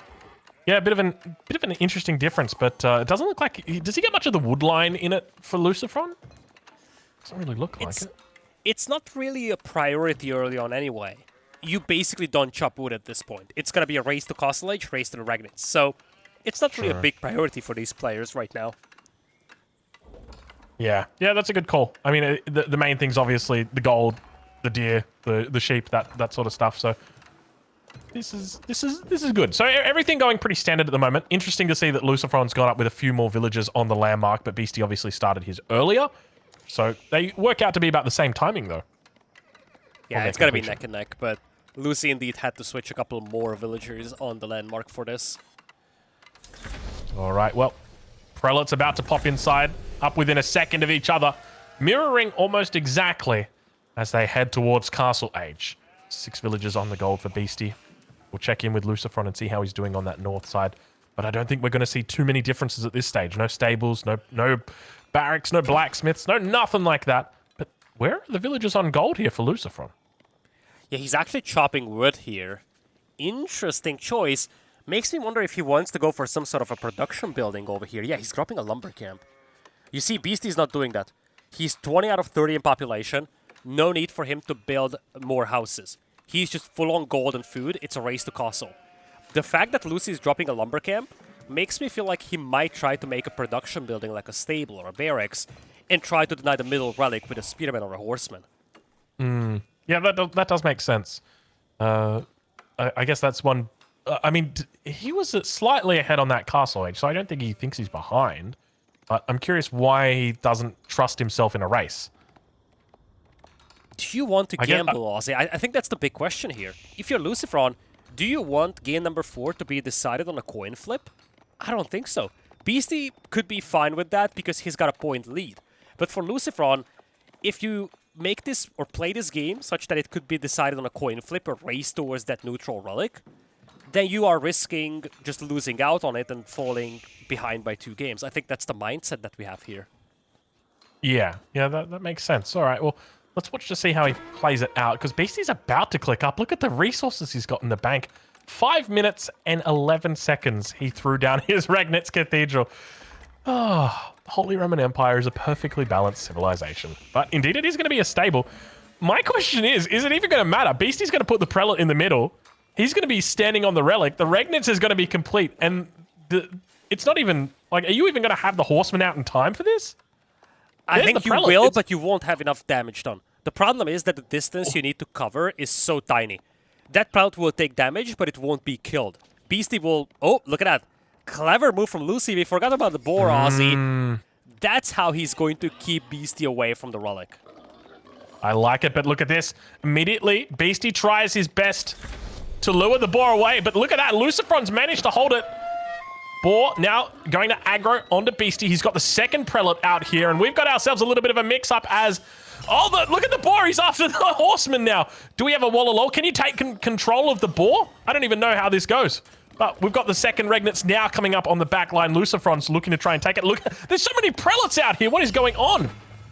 You could probably defensive Wallalol right now if you wanted to. There we go. There it comes in. And Beasty secures 3 out of 5 relics. Nicely done by Beasty. He pulled the second Prelate to heal. If it wasn't for the boar, he wouldn't have needed a second Prelate either. he could have just yoinked the relic and ran. Problem is that the Horseman doesn't do enough damage against the Prelates to kill them before they reach the Cathedral. Now it's Beasty with 3 relics, and it gets very bad here for Lucy. Not only is he going to be on 2 relics only, you see, he's yet to finish his Ragnit's Cathedral. Beasty's getting basically 30, 40, 50 seconds worth of extra gold from that Ragnit's Cathedral too.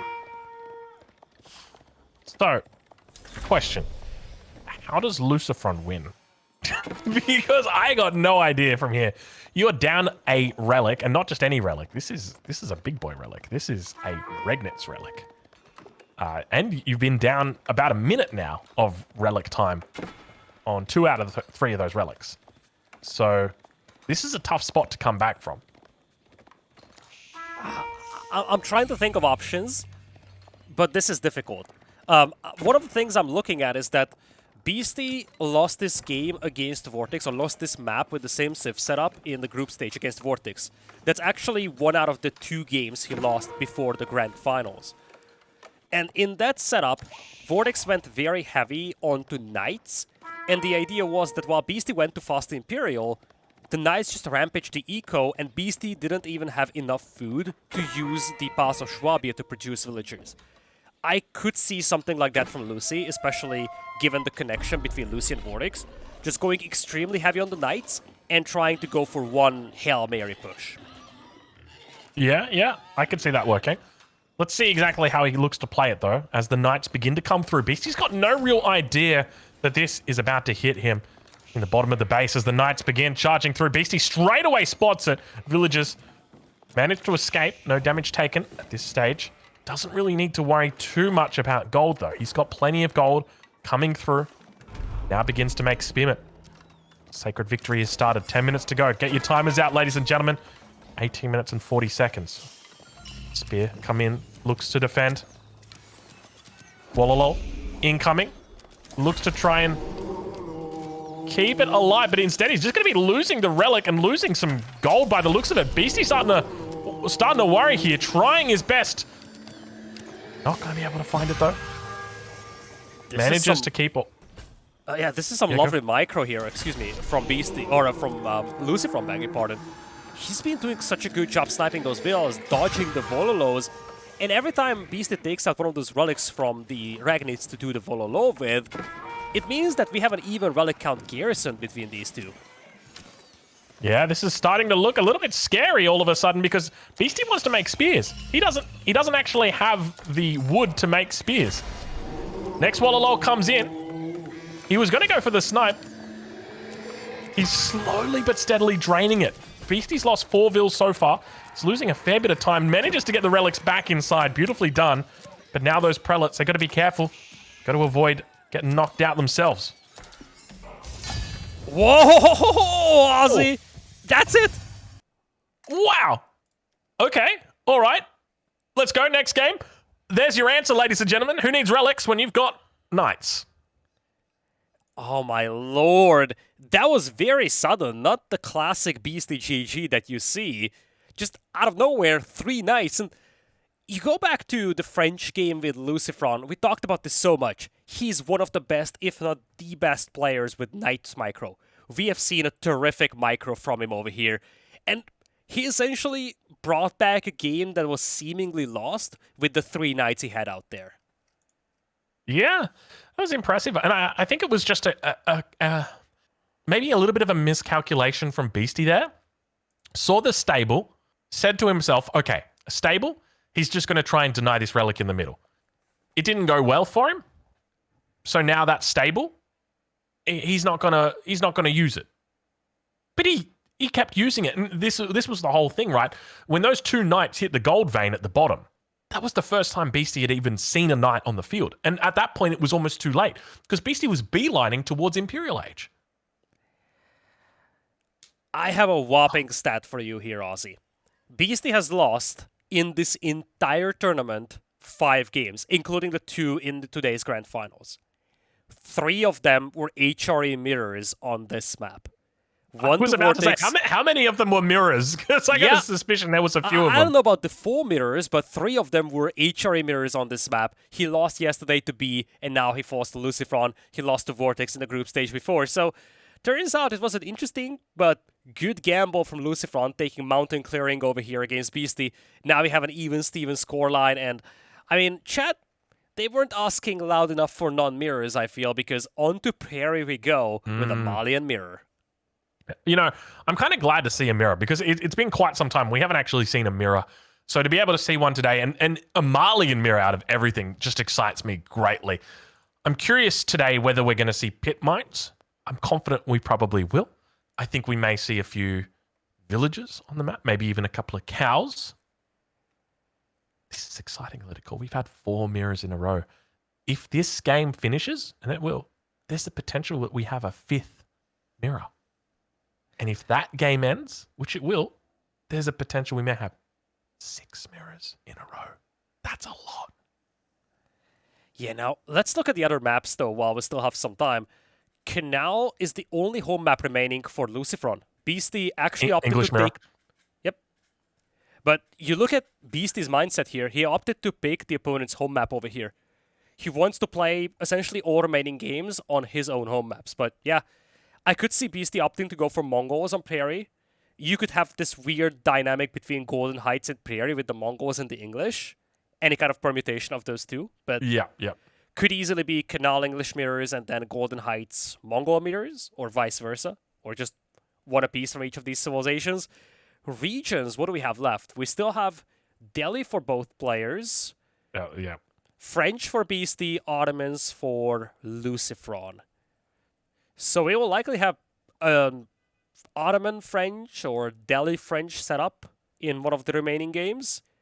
And quite possibly some more mirrors. English, Mongols, remains to be seen. But first, we need to get through Prairie here. Oh no, definitely more mirrors. I mean, this is a mirrored day. I'm looking at myself in the mirror over there, and I'm excited about the mirrors. We got Malian mirrors right here. Canal, that's going to be coming up after this. That'll be an English mirror. Golden Heights, that'll be your Mongol mirrors for you guys. Regions, we've got it on lock. Rumor is it's going to be a Delhi mirror, and then finally Dry Arabia, the last map of the day.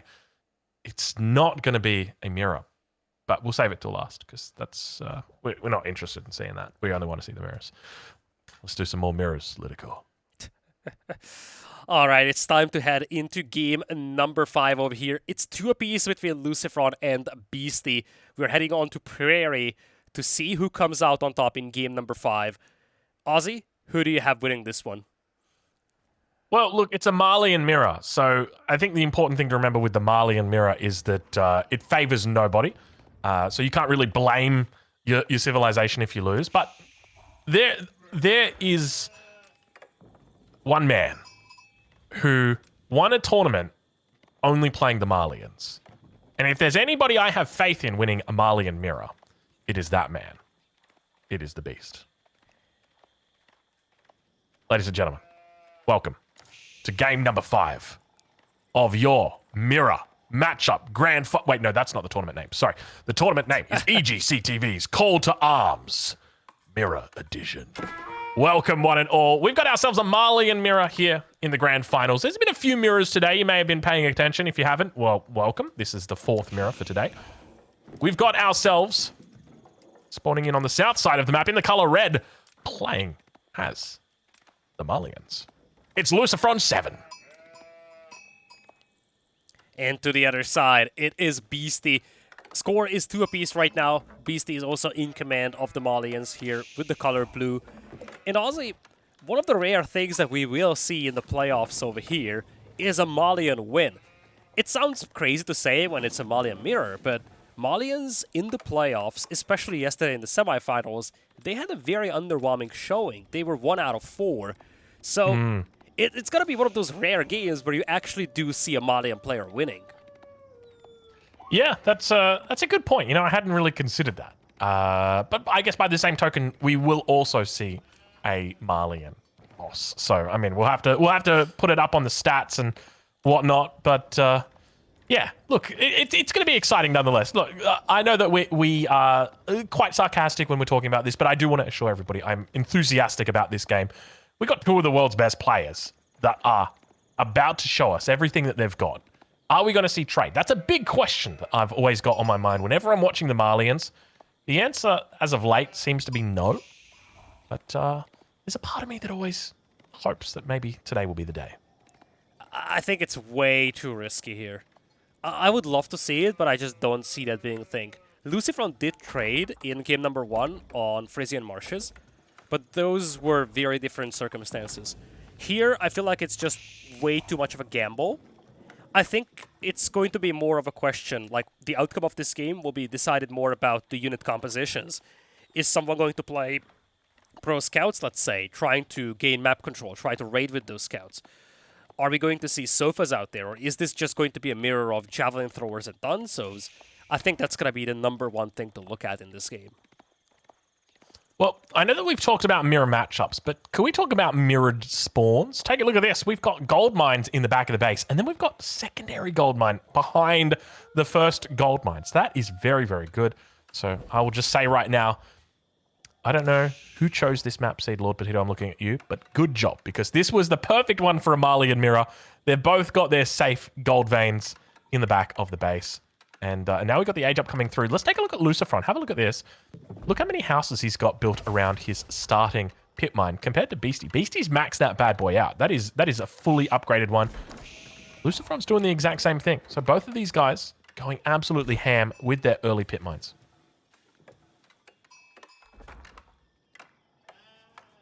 All right. Well, it looks like, for the most part, that we've got ourselves just a Mansa Quarry age up. No trade at this point. Now, remember, there's always the option for trade. I often talk about this, that you've got this kind of psych out mindset where you can open with your Mansa Quarry, but then go into trade.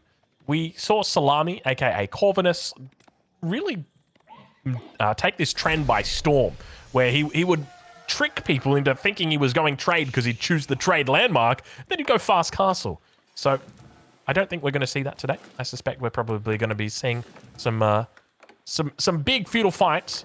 But speaking of feudal fights, we've already got the feudal upgrades coming through. Wheelbarrow, double broadaxe, beautiful double, and we've got those mills coming down for Beasty as well. So I suspect there's probably going to be a fair few cows out here as well. So we'll keep an eye on that. But Beasty now reaching the feudal age as well. A little bit behind where LucifroN was. One of the things I do notice about LucifroN is he seems to prioritize his age ups quite a bit more than Beasty does. Have you noticed that?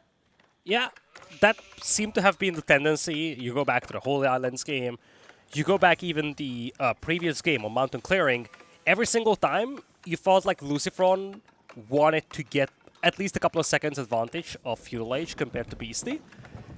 Wasn't really a difference maker in most of those games, maybe the Holy Islands game a little, but aside from that, it feels like just a style difference between the two. Doesn't really seem like a massive difference maker. Now take a look at this. Beasty actually chopped through on one of his his trees, so much so that he could put that additional house down. So now he's got the full ring of houses. So he wasn't able to put that last house down right on the corner that was next to the wood line because it was being blocked. But now he's got it through. He managed to chop his way in. LucifroN, on the other hand, he doesn't have that full ring of houses, unfortunately. One thing that LucifroN has, though, is a second gold mine already surrounded with houses. Beast is just now building up the second pit mine to the north. LucifroN already has that to the south. Despite this, gold income right now is a little quicker for Beasty. He's at 400 per minute against 300. But when you look at the overall eco, that's slightly better right now for LucifroN. I don't think I've seen a Marley and Mirror in a long time, because this is a really interesting opening that we've got. I love the way that there's literally 3 cows standing by, ready to go as that cow ranch pops. That's quite beautiful to see. But interesting that the players are mirrored even up to this extent. We've got Beasty now coming in with the wheelbarrow. Obviously, has already picked up the double broadaxe, but both players going into these fully ringed double pit mines, double mills, producing double cows at the same time. Absolutely what you'd expect for a mirror match. Yeah, so far, again, it's just poking and prodding right now. Kind of a similar vibe than what we had in Holy Islands, where it really comes down to the tiny differences between these two players in the builds. Like, let's say LucifroN having about a half a villager lead. You can see at the top of the screen, right now it's 27 to 27, but LucifroN is going to have the 28th villager come out a little quicker than his counterpart. And it adds up. over the course of the game. I mean, realistically, once it starts getting to this point, it's not going to make a huge difference, but it can be the difference. I'm sure there was one game in history where it did actually make a difference. So that's important to know. You know what could make the difference, though? The difference in eco upgrades. Beasty is just now finishing wheelbarrows, something that LucifroN had for quite a while. And you do have the food upgrade and the mining upgrade already in for LucifroN. He's been prioritizing those upgrades quite a bit. And because of this, he now has a respectable eco lead. But Beasty has the cow lead, I would assume. We've got 10 cows down here for Lucy. Let's check in with Beasty. Oh, look at Beasty. Oh, he's killing his own sheep on the landmark positioning. And he says, hey, you want to put your landmark here? Go for it. You're going to have to clear this sheep first. You cheeky little scoundrel. Look at him go. Oh, now he's got the Vilzer out here. You might as well build a bloody mill out here just so you can get rid of it. You are so damn cheeky, Beasty. Oh, he's been saving that one. I can tell you right now. That's been in the strategy book the entire bloody tournament. He's been waiting to pull that one out. That is disgusting and genius at the same time. We've seen players, as they torch down the enemy ranches, trying to kill the cattle to block the spot for the Grand Fulani Corral. But this is something completely different. He deliberately left a single sheep at the back of the scout, waited out until he saw the perfect position, and now you see LucifroN will clean that up, but that's a very uncomfortable place to collect sheep at. And we talked about this, Aussie. Small differences make the mile in mirrors. That was such a clever move, especially if he can even punish this with a sofa. The cows! No, please, anything but the cows! Please, please, Mr. Marley and King. Anything but the cows. How long does he have on that? You know, I guarantee you, the devs are watching this right now. They see this and they're talking amongst themselves. I guarantee you, Winston's saying to Zach, he's like, hey man, I think we got to make it so that landmarks can just, you know, you can just put them down on top of cattle, on top of sheep. You know, we don't want that. Yeah, the discussion is happening right now. This is Exhibit A. All right, Castle Age is still going to be faster here by at least a couple of seconds for LucifroN. But as you kind of alluded to, Beasty has had a lot more cattle set up over here. You see, what's that? That's 21 cattle as compared to something like 15 or 18 from Lucy. Yeah, 20 cattle in the ranches. Having a good time over here. We'll check in with Lucy, see how he's doing. He's on similar numbers, so it's not terrible. Eco upgrades, I mean, they are even Stevens right now. They are mirroring each other pretty damn well. Oh, man. That is crazy. I can't believe that. And we got... Now, these have been scouted out, so he will see the double stable on the front here, indicating that, hey, I'm going to be making more cavalry. That's the intent. Obviously, up against the Donzos, though, will be a little bit troublesome, but expect to see those Sofa Warrior upgrades coming through shortly. Imported armor on the way. Yeah, if this game is slow as it is right now, I will like the Sofas a lot more. Beast is going to have that element of mobility that LucifroN won't. And once you have imported armor for the Sofas, those guys are scary. Looks like LucifroN will play into the Donzo veterancy. But again, he feels kind of unfazed by this aggression here, prioritizing the eco upgrades once again. Yeah, I think that's definitely the right call. It's if anything, it's a bit of a fake out, but we can see Beasty could be backed away. How many sheep did I see under that TC still? I mean, I guess it's prairie, so it's natural that it's going to be quite a lot, but it looks like one of the Sofa does get caught. Whew, unfortunate right there. And look at this. Musafati Warriors coming in from both players here, Aussie. Yeah, wow. Interesting read. So both of them going into the Musafati. Very, very curious. So Musafati obviously do very well against armored units. Not particularly well against anything else. I mean, I say that. Don't talk to Crackety. I know Crackety's here in the chat at the moment. He absolutely loves the unit, especially once he's got that age-up advantage. This is a lot of damage here by LucifroN, though. Only a handful of Donzos, but they've been harassing these villagers for a while. Quite a few of them have been idled as well. They will be cleaned up, but again, these are the small differences that LucifroN is looking for. All right. Well, in the back of the base, we've got the... I was gonna call it... It's the mosque, isn't it? I remember that... Yep. I think it's the shamans that the Malians get, but it's... They get the imams. Mosque. Oh, do they? Yep. Oh yeah, they are imams. Yeah, I do. Apologies. The shamans are the Mongols. So it's the unique Mongol religious unit. But Wall's starting to come up now for Beasty. So what's the plan here for Beasty? So these Musafari, these guys have been buffed up in the most recent patch. These guys have got perma-stealth now. Yeah, they've gotten some buffs. Though, isn't it? They are actually hidden.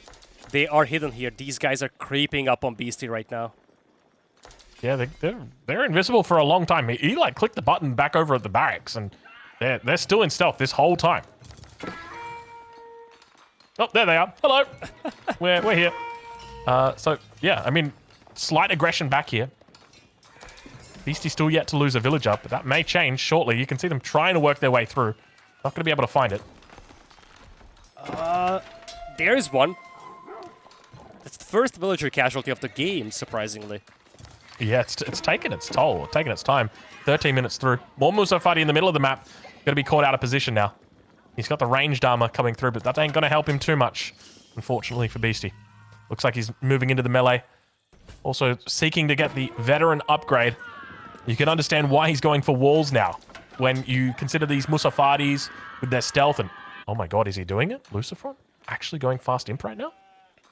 That would be unreal. But you see, he's actually massing a lot of Musafari warriors. This game is shaping out unlike many Malia mirrors do.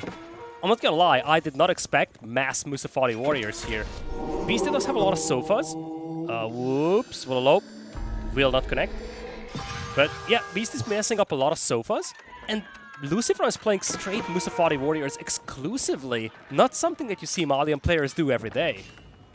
Yeah, well, there's the second Vil. Third Vil's gone down now as well, and looks like we're slowly getting differences between these two. LucifroN was stacking up the resources, but instead opts for a couple of upgrades. Going to start moving into archers now, so picking up veterancy on them. Imams on the front line, going to be looking to do a little bit of healing, and the numbers for Beastie starting to build up on this front. But the Musafari on the back, once again, just being annoying, able to run away. Obviously, with no snare in Age of Empires 4, it makes it very difficult to catch these pesky Musafari. Yeah, they are fragile. So as much as LucifroN has 40 of them, especially once he starts encountering some high DPS units against them, like archers or something, he can lose this army very quickly. But even if he doesn't, these exchanges with the Donzos, the Sofas, he is going to lose quite a few. I tell you what, I'm liking this position from LucifroN. He's really starting to build up the Musafari numbers. I feel like the best thing for him to do would just be pull back, go imp, get the elite upgrade, and then just rain down all hell on your opponent. But look at this, the Musafari now going to be charging into battle, fighting up against the opponent. Just the number advantage here. Unfortunately, not going to be enough as he tries his best to push through. Not going to be able to find it. Raids coming in on the other side. Beastie finally getting some back. Meanwhile, Musafari on the back line, we can hear them just clanging away non-stop. The heals coming through. I don't know whether it's going to be enough to hold it, though, and you can see he's starting to really have trouble dealing with these Musafari. Fortunately, he's got the reinforcements to help him. The outpost also laying down a little bit of cover fire, and as those reinforcements run through, it should be enough to clean up the remainder of this mass. And LucifroN's still got plenty of Musafari, though. Look at them all lining up out here. LidaKor, there's so many of them. Yeah, he's got 46 Musafari warriors still, and now you have archers picking off those Donzos. This fight is going to be better for LucifroN than the previous one was. Yeah, he's got plenty of units here. And this is sort of the issue that you run into. Like, what do you even do against them? Like, of course, archers is the answer, but there's no real opportunity to go into archers in this situation. So Beastie's just trying to hold on for dear life, really. There is like a huge conga line of units heading to the far left from LucifroN, so both of these players having some chaotic moments over here. Yeah, Musafari trying to desperately chase down the Sofas. But you see, Beastie's numbers are now very limited. He's down to 30 army against 60. LucifroN is just playing mass Musafari here, Aussie. No desire to go Imperial. He's just going to go battle to the metal, play this full Musafari. And this is the problem if you try and transition to archers, is that you're going to be outnumbered significantly by the Musafari. They swarm. They are like Zerglings. They are on steroids. They just go crazy with the amount that there are. But we got a little bit of a Donzo rate on the backside here. Beastie putting to good use those melee units. Archers teeing off. Looks like have they got their poison arrow upgrades? It's hard to tell, but looks like on Beastie's side they do. But Beastie definitely struggling, down 3-1 when it comes to the military population. And now the Sacred Victory is approaching. LucifroN starting to look in a stronger position here. What a game. Like, this is just unreal to look at, Aussie. Mass Musafati Warriors is just such an unorthodox approach. But as you highlighted before, as the villagers keep getting slain over here, Beasty kind of held that strategy back to kill the cattle or the sheep in place of the Grand Flonic Corral. But LucifroN also had a hidden strategy here for this game. That was the Mass Musafati. Yeah, the Musafati meta is upon us. He's trying to pick off villagers. Keep in mind, he lost 17 villagers on the other side of the map. So he wants to do everything he can to try and even that up, because Beasty's got a nice little lead at the moment, with the exception of the military. Things aren't doing particularly well there. Yeah, like, if he didn't lose all those vills, this game could be close to being over. Beasty got a lifeline by killing those vills, but it looks like he will lose just as much himself. And don't forget, Malians mostly live off the passive resource income, so losing villagers is not that big of a deal for either of these players. All right, well, the numbers still yet to build for Beasty at the moment. Making Sofa, moving into archers still. That's the main production that he's got. If he can get a decent mass of archers up, he's fine. It's just about getting to the mass that's hard. You can see that LucifroN's got a huge advantage when it comes to the military, up to 50 Musafati now. Beasty can start hitting, say, about 25, 30 archers. It could be enough to keep his head above water. Yeah, this is dicey for Beasty, though. It's 120 population against 70. I know it's mostly Musafati warriors for LucifroN, but that's a lot of Musafati warriors. And behind this, he also has 2 sacred sites. He had 3 for a brief moment. Beasty decapped one of them. And now the stone mine is going to be the primary target. Beasty won't be able to afford a keep here. All right, well, a little bit of a tough spot. He'll try his best just to hold on through.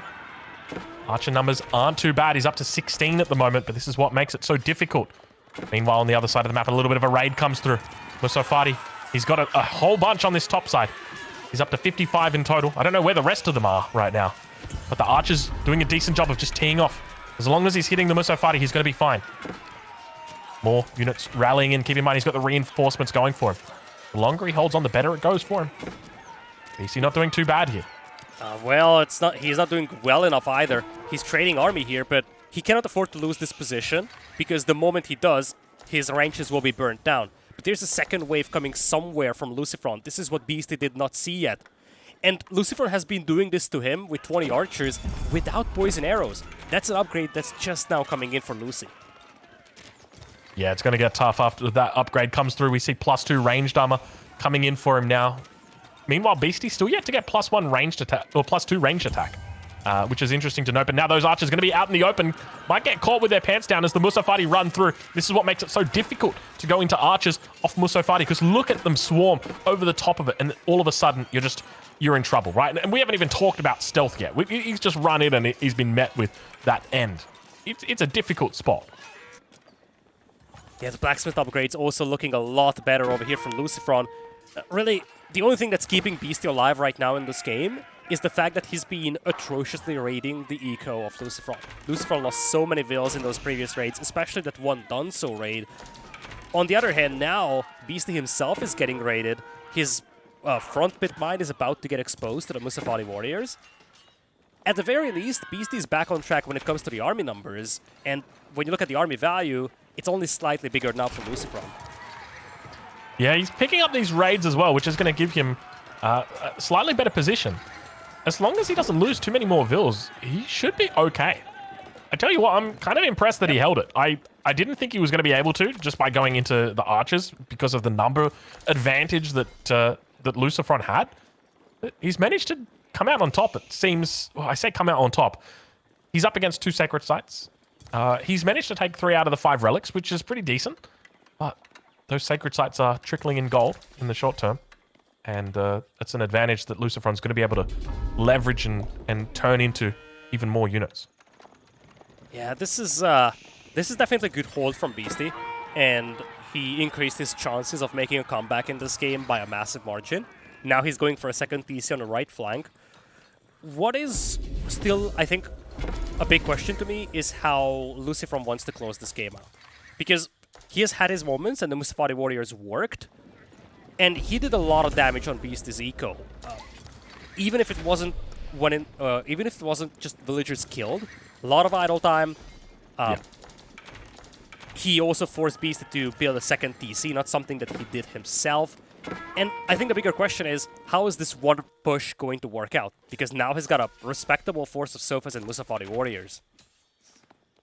It's very difficult to fight against Sofa and Musafari because you need to try and snipe them out and you're constantly on the defense. So unless you've got something to put in front, it makes it really, really difficult. So I'm curious to see exactly how he's going to go about approaching it.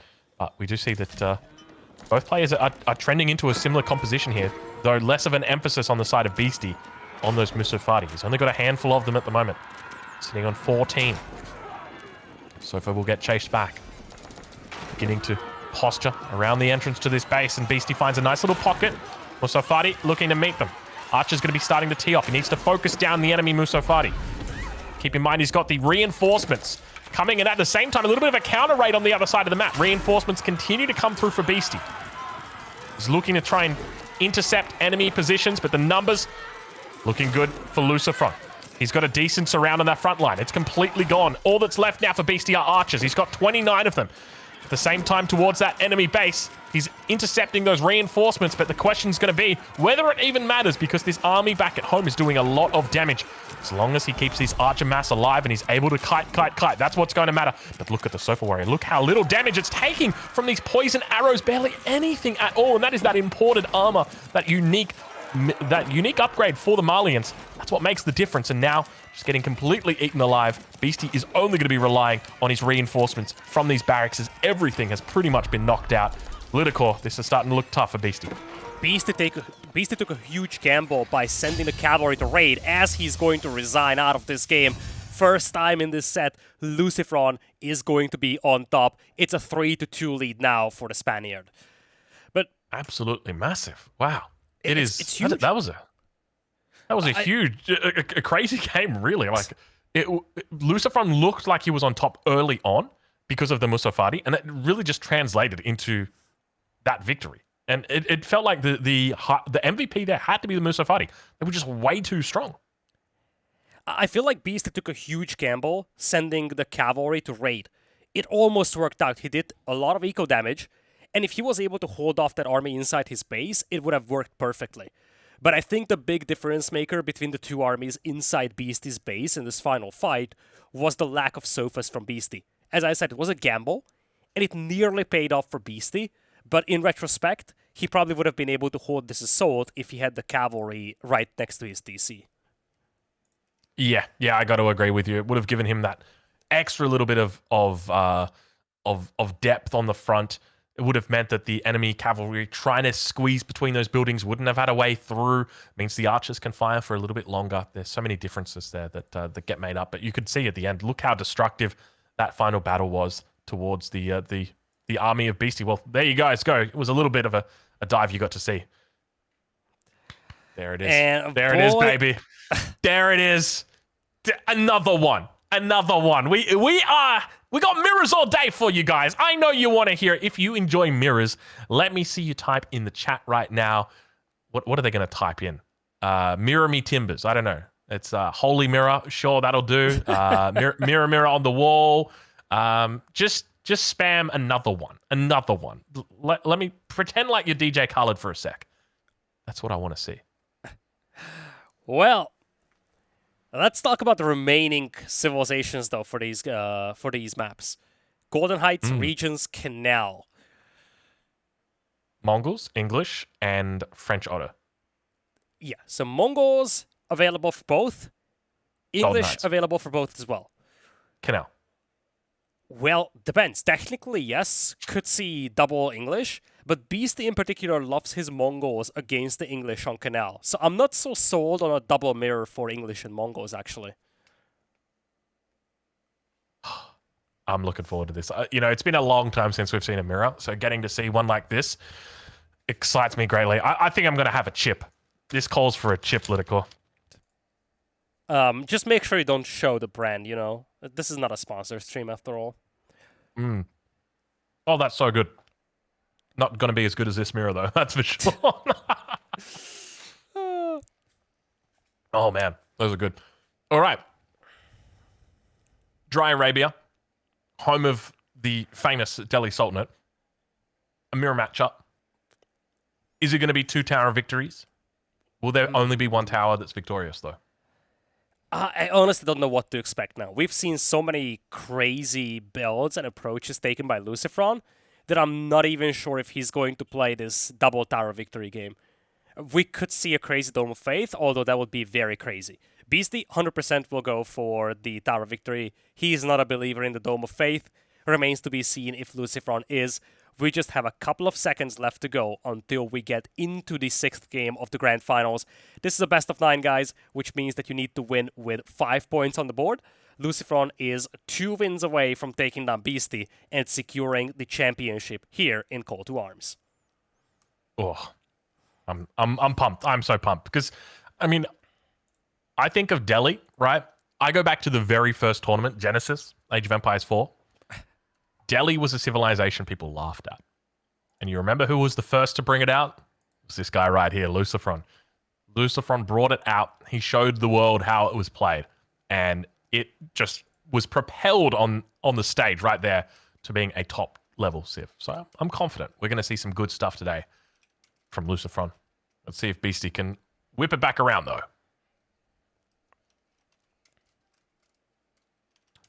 All right, LidaKor. I've got good news and bad news. Good news is it's almost 7 a.m. where I am. Bad news is it's almost my little guy has just woken up. And you know what that means. That means he's going to be making a visit soon. So when he does, I'm going to shout him out. I'll show you guys. Got my phone sitting down here. Can see him asleep in his... Well, it's not asleep.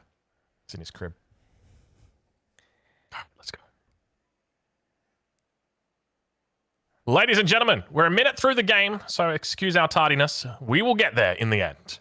Welcome to game number 6, your best of 9 grand finals in the EGCTV Call to Mirrors. Oh, sorry, Call to Arms.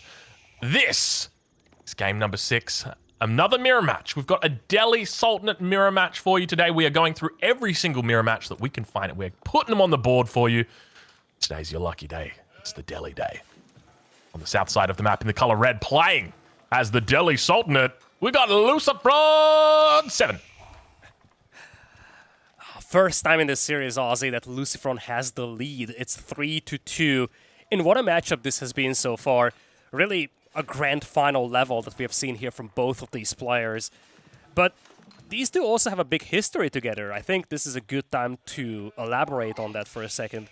These have played the 3rd place match in the Elite Classic, but this is also the rematch of the Grand Finals of Golden League 2, the first major event of the year. In there, Beasty won 5-3. In that set, it was a 3-1 lead for LucifroN. Is that going to happen again? Or are we going to see LucifroN taking down the Beast and securing his first S-tier tournament win in AoE 4? He's been hunting for it for a while. Could be finally upon us. He's got a huge task ahead of him as the Tower of Victories go down. And now we've got our answer. There will only be one Tower of Victory today. The other one will become a Tower of Defeat and a Well of Sadness for anyone involved with it. Rest its peace. Rest its soul.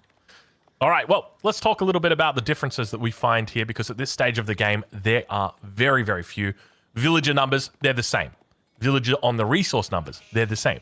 Resource in the bank numbers, almost the same. Where things differ, though? Sheep. How many sheep are we talking right here? Let's check in. Vodka's going to have a look at Beastie's base. How many sheep have we got over here?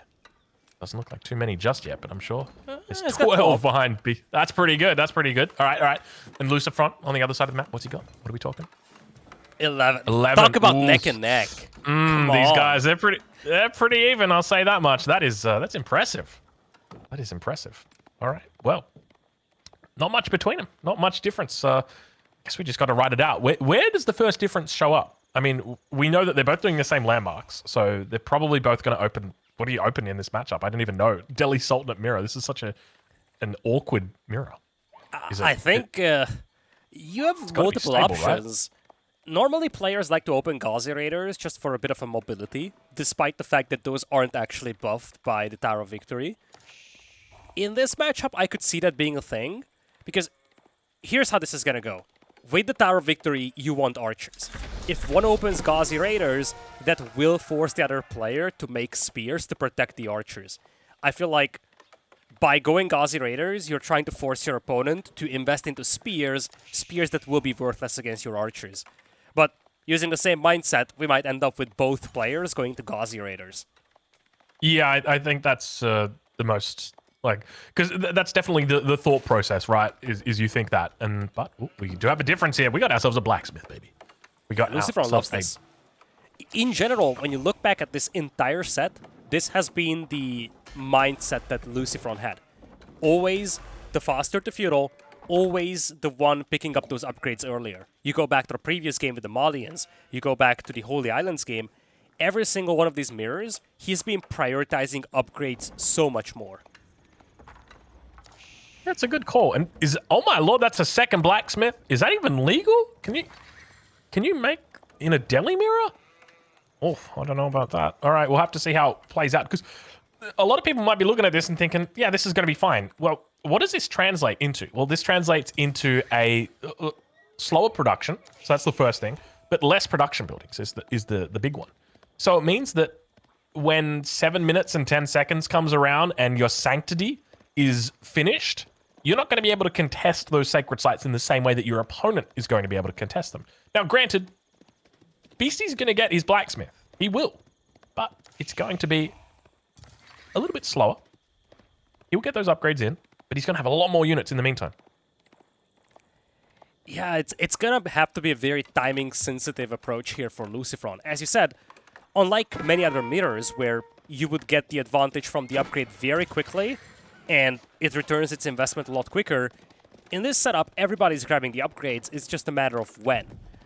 Now, LucifroN is going to have them quicker, but this means that he needs to use that window to really punish Beasty. Otherwise, that advantage is going to be gone.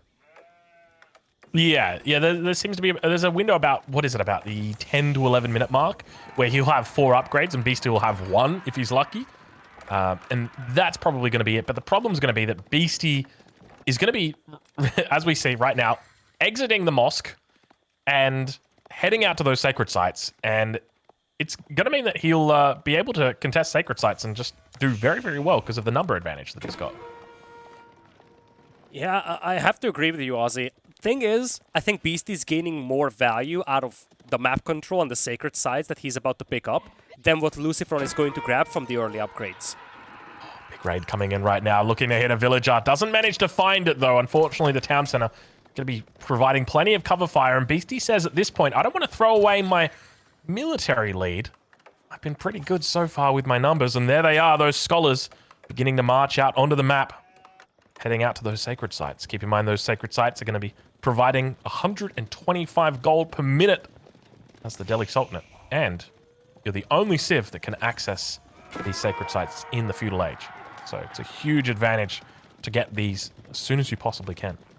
But we start to see what might be a little bit of trouble for Beasty. As LucifroN senses that the scholars are on the way, he splits up each of those Gauzy Raiders and tries his best to find them. Doesn't see much yet. Yeah, it's also about delaying the capture of those sacred sites. He probably won't be able to prevent them altogether, but just posturing on the sacred site, making sure that Beasty is delayed with the capture, is already valuable for LucifroN. You see, he's just now finishing the first set of upgrades, so he is going to be at 2 blacksmith upgrades compared to Beasty's 0. This is where that window starts opening, and especially given that Beasty has 1 archer right now, that massive spearman is actually pretty intimidating for him. Yeah, when I saw those 4 spears, I'm like, oh shit! Like, damn, man's got like, he's got spears and stuff. We didn't prepare for that. That's kind of wild from LucifroN. That's a good read early on to be moving into that. Obviously, he's going to know about the archers from the enemy, so he's going to be sticking around when it comes to the Gauzy Raiders, but that definitely holds off any capture of the sacred sites for the moment. It certainly does, and I'm starting to feel like he might just go mass Gauzy Raiders with spears, as I'm saying that he's starting to mix in some archers. But it would be an interesting approach to take, especially if he wants to force a fight early on. Once you have a large mass of those archers for either of these players, they'll just one-shot horsemen, they will just have a devastating firepower. But early on, LucifroN might be looking to overwhelm with Spears and Gauzy Raiders. Well, Sacred Site almost captured. Beasty is not going to allow it. He says, sir, this is a Wendy's. And that Scholar is unfortunately sent to the back line to rethink his life choices. Continuing to posture forward. The Archer's going to make sure that they focus down those Spears. Doing a decent job at the surround. Coming good on those Gauzy Raiders. Doing a wonderful job. Still trying to pick off those Spears. 4 or 5 of them remain. A decent number. But unfortunately, look at the health on those Archers. They are just falling down so damn quickly. I don't think he's going to be able to hold, and he just continues to retreat. This Beasty, matchup reminds me so much to some OG French mirrors. In those, we've been discussing this so frequently that Cav plus Spear will beat Cav plus Archer. It even applies to any other Civ versus the French. Horseman Spearman usually beats Knights Archers. I kind of have this similar vibe here for Lucy and Beasty, where it's just mass Spears and Cavalry, and as long as Beasty doesn't have enough Archers, this should be favoring Lucy. Yeah, I've got to agree with you. But once that critical mass comes out, where Beasty hits about, well, he's got it right now, 12 Archers, which is enough to one-shot Spears without the threat of, even if you lose a couple, you're still going to be fine. Then that puts Beasty in a really good spot. So now I'd expect to see Beasty maybe even look to get the trifecta going, get those Spears coming out, the same way that we see LucifroN now going into Archers himself. Yeah, certainly. Once you have the critical mass of Archers, this is getting very bad for Lucy. And this is where I'm really puzzled about the approach that he's going to take, because this could end up being a race towards Archers, and that's one that LucifroN would lose. In fact, he has 4 Archers, he stopped queuing more of them up. He might still just stay on this Spearman Gauzy Raider comp, Aussie. I feel like Spearman Gauzy Raider will always just lose to the tri-comp. That's one of the things GUA taught me. You got to go one of everything. If you don't go one of everything, you'll always lose to the guy that does. So you got to be very careful with it. But we see a nice little raid. Wrong way. That's the wrong way, Aussie.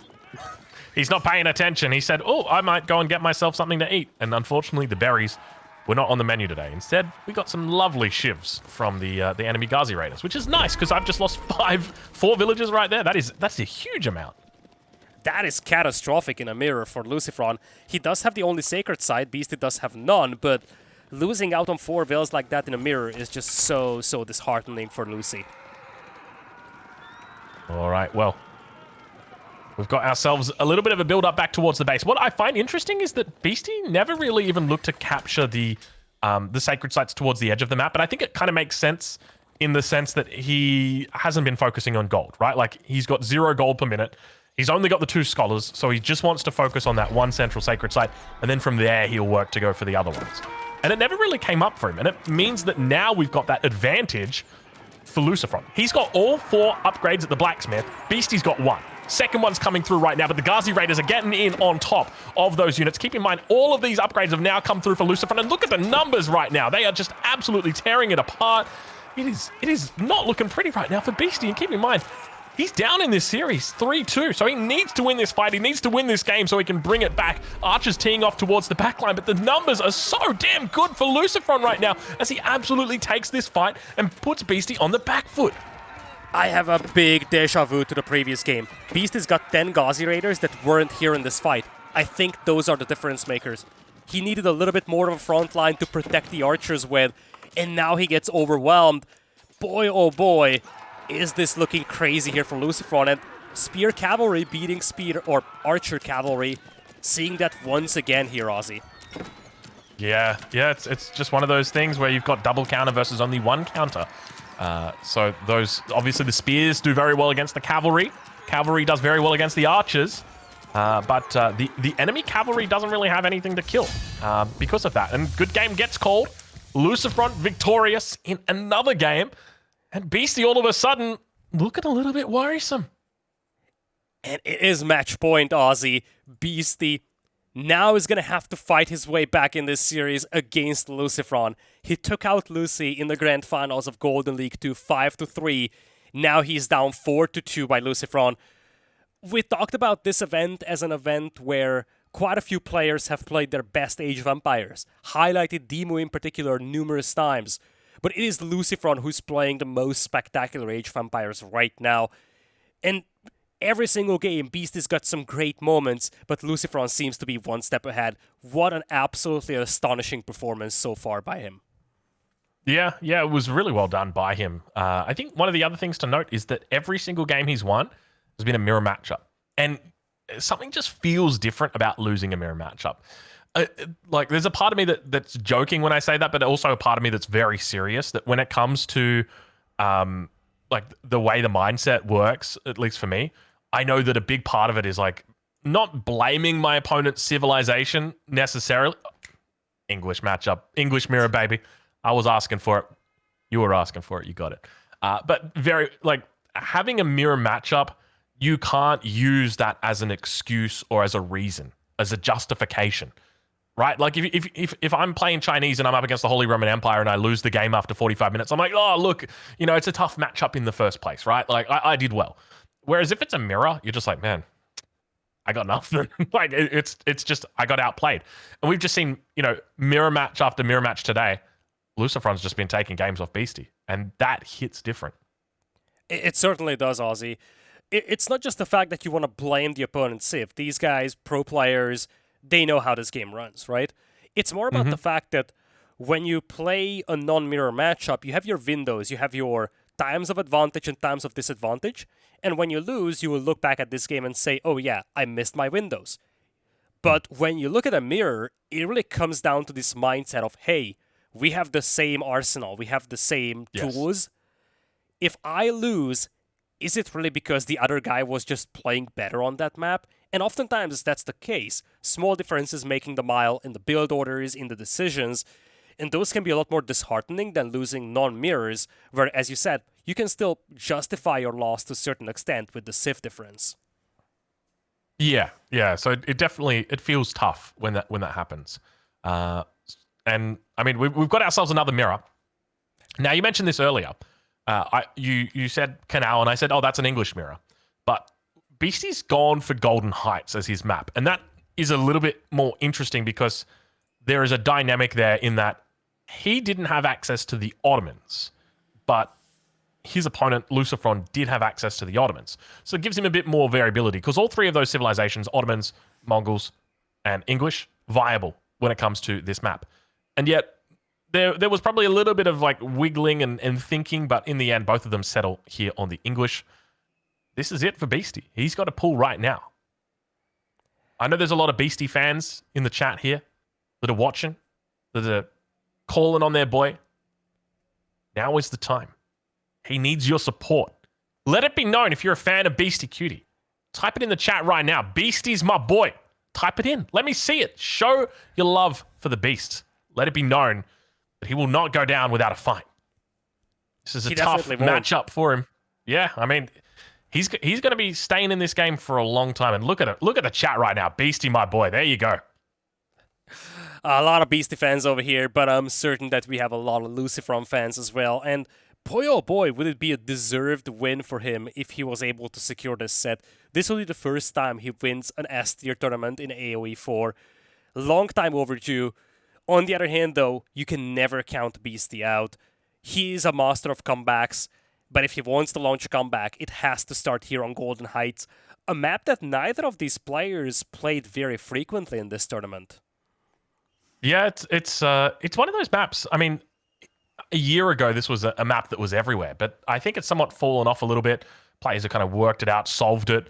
I remember initially everyone looked at the Mongols, they were like, this civ's busted, and then people just started pulling vills with the English. And then it got to a point where people started pulling 5 villages with the English at the beginning of the game because it was like, that's my water, sir. So I don't know whether we're going to see 5 vills pulled here at the start. Probably. Maybe. It could be a fiesta. And if it is a fiesta, I'm looking forward to it. But let's put your money's where your mouth is. I'm assuming, have we had bets? Let me have a look and see. What's it? Slash prediction. What have we had right here? Who will win the game? We got 56% at the moment on Beasty. 44% on LucifroN. So pretty damn close. 45% now LucifroN. So within 10%. So that's still pretty damn close. It is that's an exciting time to be a gamer. That much is for sure. Yeah, at the same time, big shout out goes to everybody supporting. A lot of people gifted subs as well, but I see in the list to the right, Invictus dropping in $50 of a donation. Ooh. Thank you so much for you as well. And of course, everybody else who subbed and gifted subs in the break. Obviously, we're trying to catch as many as we can. We greatly appreciate your support. It helps us run these events. It helps us make sure that we deliver more and more content for you in Age of Empires 4. Speaking of which, we will have more events coming up in AoE 4. Next weekend is going to be a blank one. We take a bit of a break. But after that, the second tournament of the fall series will commence. It is going to be an Empire Wars event, Empires at War. Oh, yeah. And I heard that there may be a few mirrors at war in that event as well. But we'll leave that for a fortnight's time. I'm excited. I'm looking forward to it. Empire Wars is so much fun. And the games are so high octane. That's what I love about Empire Wars is for some reason, you'd think it would be like everyone fast castling. It's not. Everybody's just fighting it out in feudal from the very first minute. It's crazy fun. But I think it might be time, LidaKor. What do you think?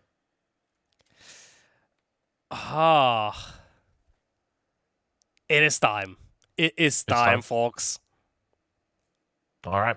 It's time. You guys asked for it. We are here to deliver. You wanted another mirror match? We got just the thing for you. If you want to see Beasty win, let me see you type something in chat right now like, let's go Beasty. If you want to see LucifroN win, you type in, let's go Lucy. Let's see it. Come on. This is it right now. We are on match point, ladies and gentlemen. This is game number 7. LucifroN currently up 4-2 in this series. It is match point. If he wins this game, he wins absolutely everything. We're at the grand final, the absolute final match. It could be here right now. Welcome. It's an English mirror. We're on Golden Heights, and we've got villagers getting pulled early on in this game. LidaKor, are you ready? I'm ready, Aussie. LucifroN is just one game away from securing his first ever win in a major AoE 4 tournament. Long time overdue, but you can never count out Beasty, as we discussed before. Big villager pull by Beasty to the north. LucifroN is just sneaking to the south, but he got caught by a wolf over there. Oh my lord! Oh, 2 wolves make it 3. Well, I don't know if you're going to be getting that barracks down in that spot with my friend Warwick here. Let's see how he goes about it. Oh, it's looking tight. Oh, he's trying in the corner. Oh, LucifroN.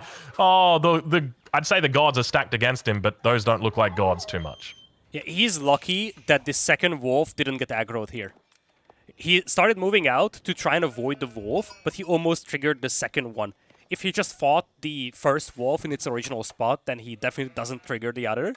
But he kind of dodged the bullet, not having triggered the second wolf out there. He is going to finish the barracks, though, away from the eyes of Beasty. Yeah, I'm curious how it devolves from here, but Beasty always going to be considered to be in the pole position with the dock on the line already. I guess I'm trying to like extrapolate where we go from here because LucifroN's going to look to put down his own dock. Beasty's probably going to pull Vils if he scouts it. If he doesn't scout it though, oh, he spots the barracks though. Look at this, very cheeky, very sneaky. He should know something's up now. Where does he go from here? Beasty has been extremely thorough. You see he's walling in his dog. This is such a clever move. He knows that he cannot stop the men-at-arms with the Vils, but this is why he built this dock in this little corner, kind of shielded by the forest. We'll find this villager. I think the dock will complete, but the villager is certainly going to die. Yeah, I know the Vil will die. The question's going to be how many sheep does it take with it, because I suspect there's going to be quite a few. It's going to take some time. I mean, the men-at-arms will come in here as well. Men-at-arms heading up to the enemy dock. Oh, quick wall attempt. Oh, yeah. Oh, good point. Yeah, we might have a quick wall attempt here coming through. No, go back. He's trying to get in front of it. Oh, there's no quick wall. You got to be careful, villager. There's wolves back there. No, villager. Oh, Warwick. He comes in for the second round and he says, see you later, mate. He should have just taken the sheep. Why didn't he take the sheep with him? Oh, that was a lovely move by Beasty, by the way, moving to the side of the villager so he couldn't drop the quick wall. If he keeps pursuing, just right-clicks the villager, there is a split second where LucifroN could have quick walled, but Beasty kind of offset the scout to the side of the villager so he could never place that quick wall. Man, that was very well played by Beasty, and that gives him a huge advantage at this stage of the game. you might be wondering, how does that give Beasty an advantage? So LucifroN's invested in a barracks, and the idea with the barracks was to produce men-at-arms that are going to siege down the dock. The problem is they're not sieging the dock, which means that the investment in the men-at-arms, not really that useful. Investment in the barracks, not really that useful. On top of that, you lost a villager. Advantage early on in this mirror is Beasty. It is definitely Beasty. He's down by 4 eco. Transport ship coming in from LucifroN. This is becoming an all-in here, at least at this point for Lucy, trying to make something out of nothing with these men-at-arms. The problem is that you are delayed in your attack. You haven't been sieging this whole time. The Vils have been collecting this whole time. They're going to go for a cheeky little gate here, but I'd just be more tempted to delete the wall and just go through. But looks like he should be able to get this one up. One of the villagers stays alive. Just gotta be very careful, though. He even fired a volley of arrows here. Lucy should pull that scout. One of the Vils is low HP. He should scout, or he should snipe that Vil. Yes, he definitely should. I think the issue that you're going to have here from the LucifroN perspective is that these men-at-arms, I don't think they're going to be able to get down this dock in time. And I suspect Beasty's going to be coming back with a vengeance and looking to secure this position. I mean, worst case scenario, he just gets an additional dock on the shoreline, which is what it kind of looks like he's going for now. Lucy's using the transport to scout for a second dock, though. That's a clever move. But as you said, problem is that Beasty's going to beat Lucy to Feudal Age here, it seems. And if he does, if there is a single dock standing, that means that Beasty's going to have combat ships. Yeah. We can see that LucifroN, obviously the prospect of making a men-at-arms and running it up here has gone through his mind, but it's going to take time to do that. And he's only just spotted this now, so it means by the time he gets there, it's just going to be too slow. But age-ups come through within a second of each other. LucifroN with 11 villagers on the landmark. Compare that to Beasty, who's only got 6. And you can see it's kind of wild that these guys are aging up at the same time, despite LucifroN making a barracks, 2 men-at-arms, and a transport ship. I don't know where those extra resources went, but I guess it was the 4 villagers he pulled at the start, whereas LucifroN only pulled 1. Yeah, those villagers had to walk up to the dock, walk back. I don't know about the fishing ship count either, because you see there is a 5 eco difference between the two. So maybe Beasty invested into more fishing ships as well. But yeah, at least silver lining for LucifroN is that he's going to have a better or comparable Feudal Age timing. And indeed, that's the difference. Beasty has a lot more fishing boats. Yeah, Beasty's got 2 docks though. So that gives him obviously double staying power on water. Gives him more production out here. So I guess that's one of the things. He's not going to be the first one to age up, but I don't think he's going to mind too much, as it is going to be the Hulk that comes out first. All right, we'll check in with Beasty, see how he's doing. Age up comes in. Immediately clicks a Hulk and a longbow. So mixing things up a little bit by doing the exact same as his opponent in the mirror match, as you would expect, as all good mirror matches do. Men-at-arms coming into the back of the base, about to cop a shot to the face. Gotta be careful there, men-at-arms. There's a lot of villagers, and they are all angry. Yep. Oof, that does so much damage, man. Gosh, they do a lot. Yeah, that man-at-arms is just unable to accomplish anything here. First Hulk is out for LucifroN first. He's the one to start harassing these little ships, but with the Hulk out for Beasty as well, this is kind of going to be a stalemate on the water. Big difference is that Beasty has a pretty considerable eco lead. Yeah, he's up by a fair bit here. Keep in mind, he did lose a villager as well. I don't know whether that was a fishing boat, whether that was the worker that was low health on land, but Beasty's picking up upgrades, and this is really big in the long run. Double broad axes coming through. Wheelbarrows also coming through. And it might... Ooh, what have we got going on down here? We got a scout going down. We got a men-at-arms trying to take out some longbow. Not going to happen. But this is massive, right? Double broad axe together with wheelbarrow means that Beasty's wood gathering is going to be effectively like 20 to 25% greater than what LucifroN's will be, because he's got that extra walk speed. Yeah, go for it. Yeah, LucifroN has been the one grabbing those eco upgrades ahead of Beasty for essentially all of the matchups that he has won today. And that's part of the reason why he won them. This is the first time that Beasty is really ahead in tech, when it comes to the eco upgrades at least, and it will likely show very soon, though those longbows harassing the gold miners could definitely be a bit of a headache for Beasty, if it wasn't for LucifroN having those longbows idle.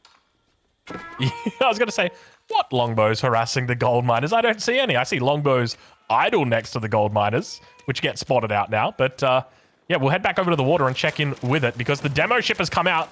Lucy trying his best to come through here. Looks like he won't be able to get a connection, and the demo ship, unfortunately, striking fishing boats. Oh, wasn't the best. He's got to be careful, though. The number of units out there. Second demo ship coming in, looking to try and find the prize. Does a little bit of dodging. Whoa! He makes the connection. He hits it. Wow, that was some damage right there. Lucy's known for his demos. We've seen that on Holy Island. And if he wants anything in this game, he needs to connect some spectacular demos. He has gotten a good one over there, but he needs some more. The range on that was crazy. And you could see that Beasty knew it was within one hit range. Because it's about 90% of the health that it will do. So if there's 10% missing, you're in trouble. But we can see Beasty now starting to push up on the water, starting to try and hit that fishing economy of his opponent, maintaining a little bit of a villager lead here. At the moment, up by about 2 vills. Longbow starting to move in. If he hits that wood line, it could be trouble. Oh, look at the advantage on land. Beasty's up to 8 longbows compared to LucifroN on 2. As long as he maintains that difference, it's going to be a massive outplay potential as Beasty begins to head towards that gold vein. We'll check in on land and see how it's going right now as the villagers... Oh, that could be the game. Yeah, he is seconds away from winning right there. That is too many longbows to deal with. How do you deal with this? This is it. I mean, where do you go from here? They wrote a song about this, and it didn't end well. Lovely detail from Beasty using the scout's line of sight and just fire over the forest instead of moving the longbows in. He wanted no chance for LucifroN to spot him, and he just was rewarded with so many villager picks once again. LucifroN's position here is extremely disappointing right now. He's up to 3 longbows. 3. That's it. And now Beasty going to start looking for the rest of those villagers. He knows there's a gold in the back. He can always just march out more longbows towards that front gold. You can see those vills starting to migrate towards the gold. He knows if he stops the enemy from collecting gold, there's not going to be any ships on the ocean. And if there's no ships on the ocean, then we win the ocean. And if we win the ocean, we win the game. It's all here for the Mirror Man. Beasty spotting out the vills on the gold. This could be a good game right there. I think that's a good game. If he doesn't realize... Oh, this is so close to being one shot. Okay, he spots it. 1 vill goes down. 2nd vill going to go down here as well. But he's lost out on this gold. Where does he go from here? Yeah, that's the problem, Aussie. He's missing out on the gold, means that he cannot add new ships. Even if he doesn't lose many villagers here, he's losing water because he does not have access to gold. The snowball is now rolling down hills, and it's just turning into an avalanche at this point. Yeah, it ain't pretty. It looks like it's about to swallow up LucifroN, and it does indeed. Good game gets called. Beasty brings back 1 for the Beasty Boys. Huge win here for Beasty, a much-needed one when the opponent had the match point. Now he is up 3 on the board, with a quick strike that really came down to just those tiny details, especially the wall being made to protect the dock. Once that was up, LucifroN's men-at-arms play just did not work out. This wasn't really a game where it was a matter of, hey, I had a better micro, I had better macro, I had better execution. This was pure and sheer game plan, and Beasty's game plan worked a lot better. It was a really well played game from Beasty. I felt like it was flawless. I don't think we saw a single mistake in there, so really well played to him. And now LucifroN moves on to the next match point game. Can you guys guess what the matchup is? I've got a sneaky suspicion there may be a Mongol mirror in the matchup today. What do you reckon we've got, Lida? What do you reckon? I'm rubbing my hands together. Come on, give it to me. Hit me with it. Let me see it, baby. Give me the Mongol mirror. Mongol mirror. Whoa. No. Sorry. Production tried to troll us here, but they were a little too quick on the trigger. It is a non-Mongol mirror here. A lot of things to look at here, Aussie. First and foremost, LucifroN, he opted to go for his opponent's final home map, Regions. He saves Canal for the last game if he needs it. And also, this could be one of those matchups where LucifroN said, look, Canal is one place where you could see a Mongol mirror. I don't want to play that. I want to finish this set here. He might end up having to play, Ottomans on Canal against Mongols, which is a little disappointing. But at this point, I think LucifroN's mindset is that he doesn't want this to go to game number 9. He wants to finish it right here, right now, and he's willing to take the gamble of just using Mongols here and not saving it for Canal. Look, I got to agree with your assessment. I will say this might not be a mirror match, so chat, apologies. I promised you Mongol mirrors, but I can at least give you 2 blue flags, both with yellow emblems on them. The Mongols, it's not that, that yellow that we're used to. It's more of like a, what would you describe that yellow as? Like a, I was going to say something, but I'm just going to walk away from it. It's a yellow. It's a light yellow. Anyway, it's as close as we can get you to a mirror match for this game. But who do you think this favors? I mean, this has been a bit of a classic matchup in competitive games because both of these civilizations routinely have been at the top of the food chain when it comes to the meta. I remember going back thinking, what map was it? King of the Hill. Watching the meta unfold on that map, French versus Mongols, getting to see LidaKor put thousands of outposts up on top of that hill with just so many sprinkled in placements. Long gone to those days. But we still have that same interesting matchup, I'd say. One of the big things here is French going for early scouts out of their School of Cavalry. That is on the cards here. How do you see this going? I like Mongols here a little better, especially for the reasons that we've discussed for game number 1, Frisian Marshes. Just like the Ottomans, the Mongols have the ability to shut down the early gold mining. In fact, they can do that even better than the Ottomans can do. And if you throw off that early build, Aussie, I mean, what I'm saying is actually interesting. Like, let's try to pretend it is, okay? Sorry, it's 7:30 in the morning, LidaKor. I'm only interested in mirrors. Yeah, like, I mean, I understand, but I was hoping that my analysis is going to be a little bit more interesting for you. Anyway, I feel like Mongol Dark Age aggression is going to be a big part of this. Is it a mirror match? No. I want to hear it. Give me my mirror. Sorry, okay. Continue. Yes, do continue. All right. Lucy has to get something out of the Mongol Dark Age aggression here. I could see this going either way, but I feel like early game should be slightly favored towards LucifroN. And I think he can also play a little bit more risky, simply because he's got that lead on the scoreboard. LucifroN, on the other hand, I feel like he needs to close this set out right here, right now. If this goes into game number 9, I think Beasty will have the edge. Yeah, I got to agree with you. Yeah. The scores are flipped at the top of the screen, just letting you guys know. Currently, the advantage sits with LucifroN. Ladies and gentlemen, welcome to game number 8 in your grand final best of 9. This is EGCTV's Call to Arms. You may have heard of another tournament called Mirrors. This is not that event. It is a different event. We decided to switch it up and throw a little bit of a curveball for you guys. Mongols versus French. In the south of the map, in the color blue, playing as the French, we've got Beasty. To the north. On the north side. Yep. Go ahead, Aussie. You do that better than me. I was waiting for it. I said, "Where's that LidaKor?" All right, he's probably fallen asleep. I'll have to wake him up. He doesn't like matches that aren't mirrors. So in the north of the map, in the color red, playing as the Mongols, we got LucifroN 7, and we got ourselves an early barracks on the Uvu here. No real surprise, though. No, this not at all. This is half of the course. Yeah, you look back to game number 1 on Frisian Marshes. That was the only non-mirror that we've seen so far in this set. Beasty played the Ottomans, LucifroN played the French. It was the same concept. You're trying to put up Dark Age pressure on that gold mine of the French, throw off that Knights build. This is exactly what LucifroN needs to do here to secure this final match, and with that, secure his first S-tier tournament win. Last time these two have met in a grand finals, it was Beasty winning 5-3 against LucifroN. That was Golden League 2. Let's see if LucifroN can do the reverse of that, win 5-3 against Beasty here. I kind of highlighted this in the pregame of game number 8. I think if Beasty's allowed to crawl back in the series and make this 4 apiece, I like his position a lot better for game number 9. I got to agree. It makes total sense. And notoriously, Beasty does this. He loves to stay around and exhaust his opponent. He's very good at playing long sets. So expect him to try his best to do that here today. I remember one game in particular. He was actually playing as the Mongols, if I remember correctly, where the game was probably over at like the 15-minute mark.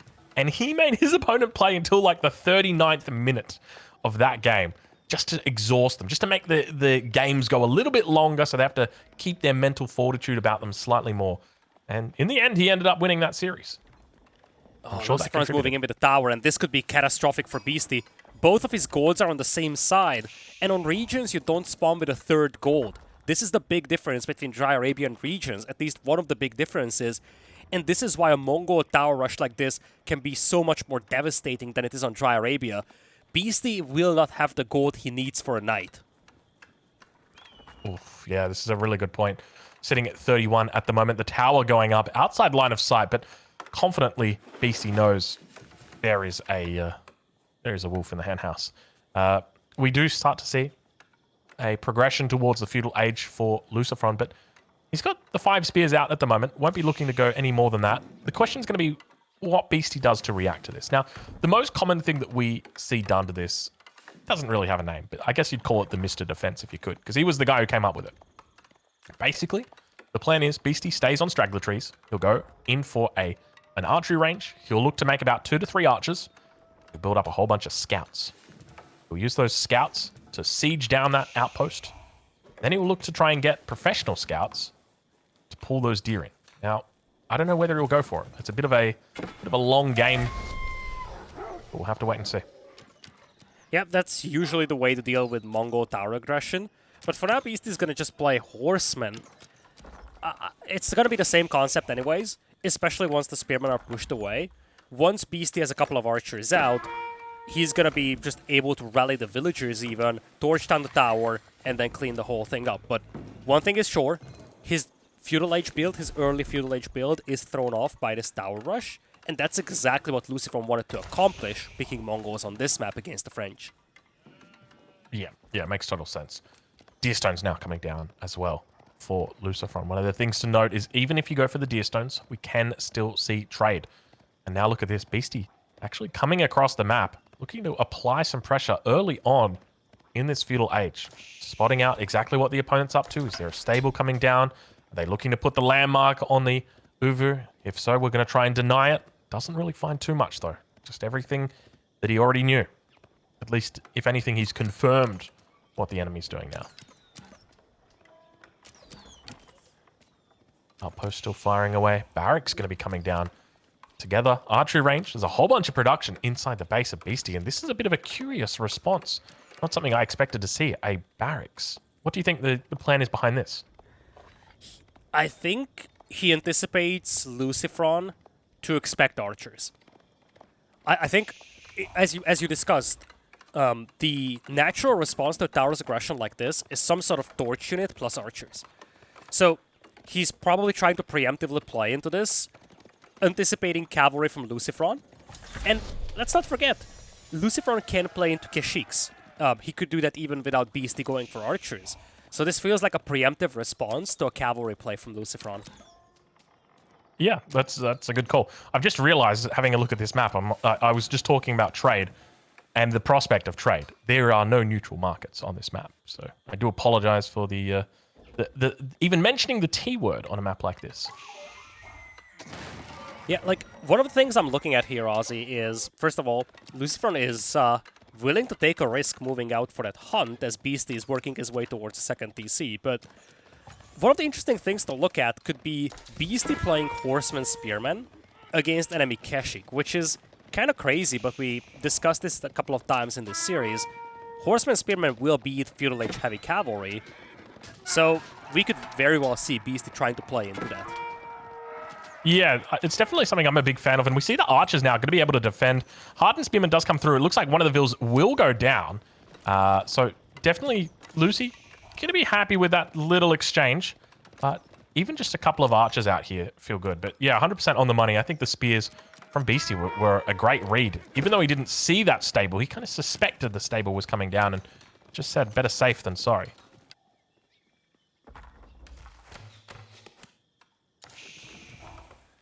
All right. Well, at this point in time, LucifroN's got vills on gold. No plans for upgrades at this stage or techs. Main focus is just going to be on getting those Keshiks out. And we see now he's got 2 more in the queue.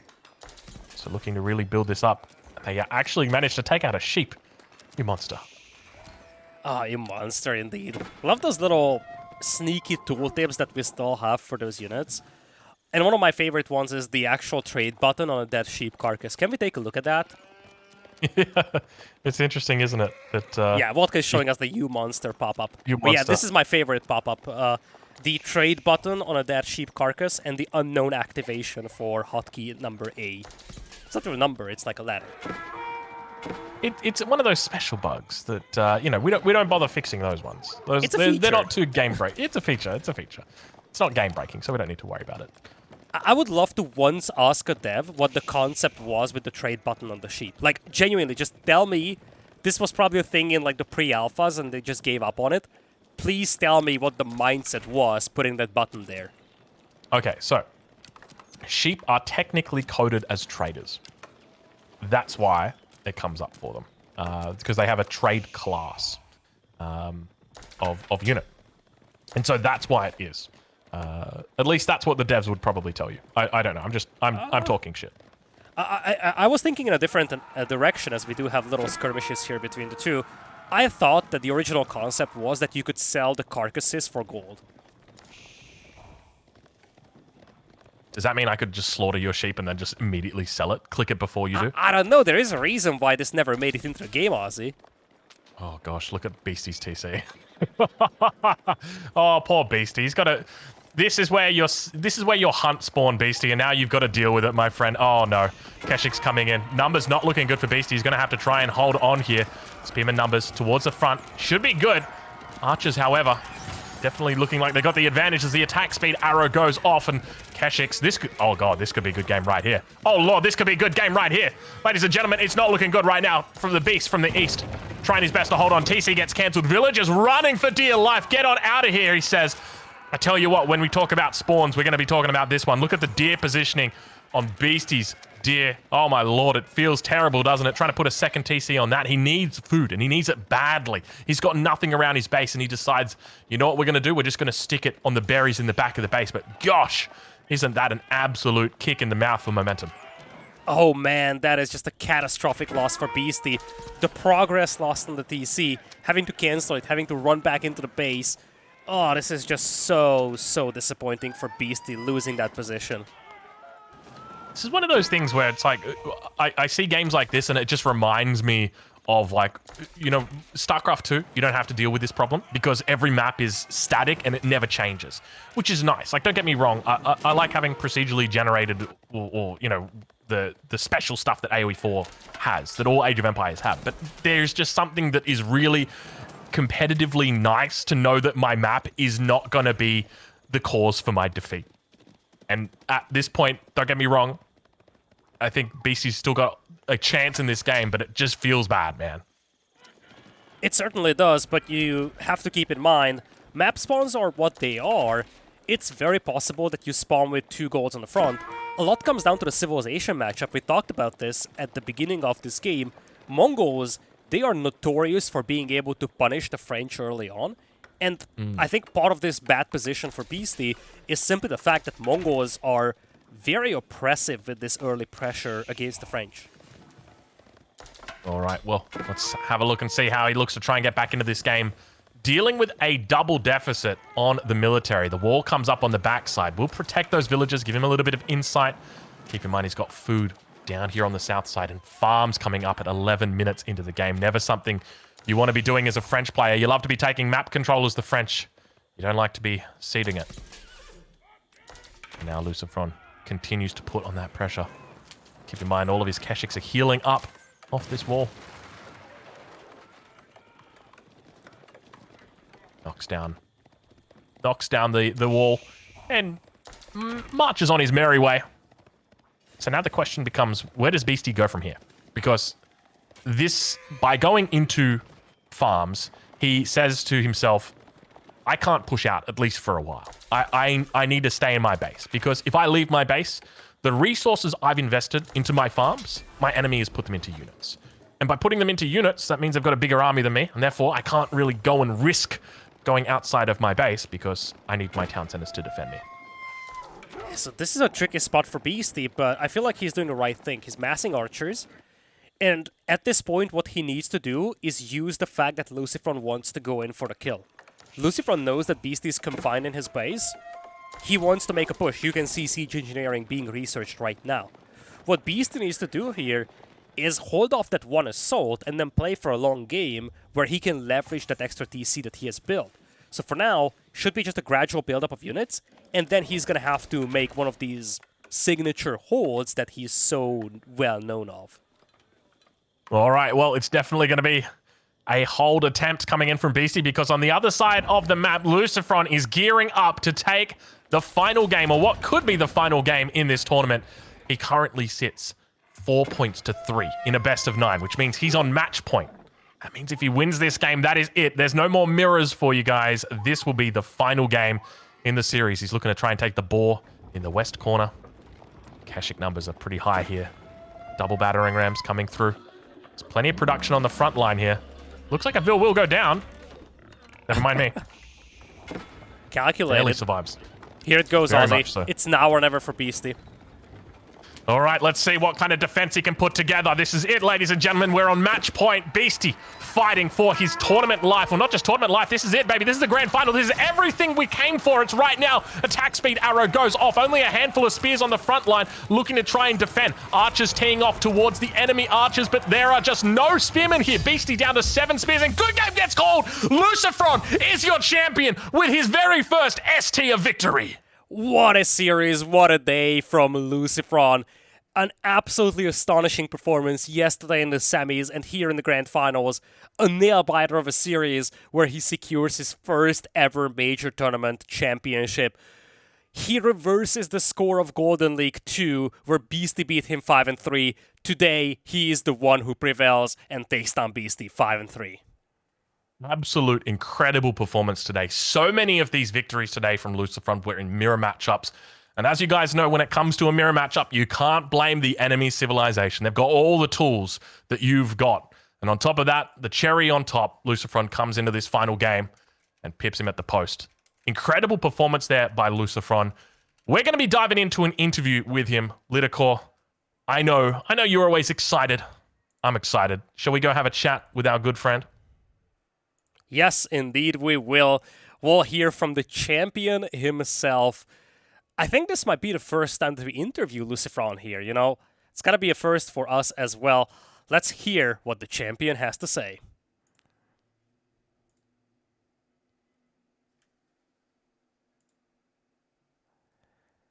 Hello, hello. Hey, hello. Hello, Lucifer. How are you doing? Oh, I'm doing great. I just won the tournament, right? So as good as it gets. Yeah, really happy to not only to finally win a tournament, but to win a tournament beating like the best 2 players in the world, right? Semis, Marine, Lord, and Beasty. Now, so yeah, just really happy right now. That's awesome to hear.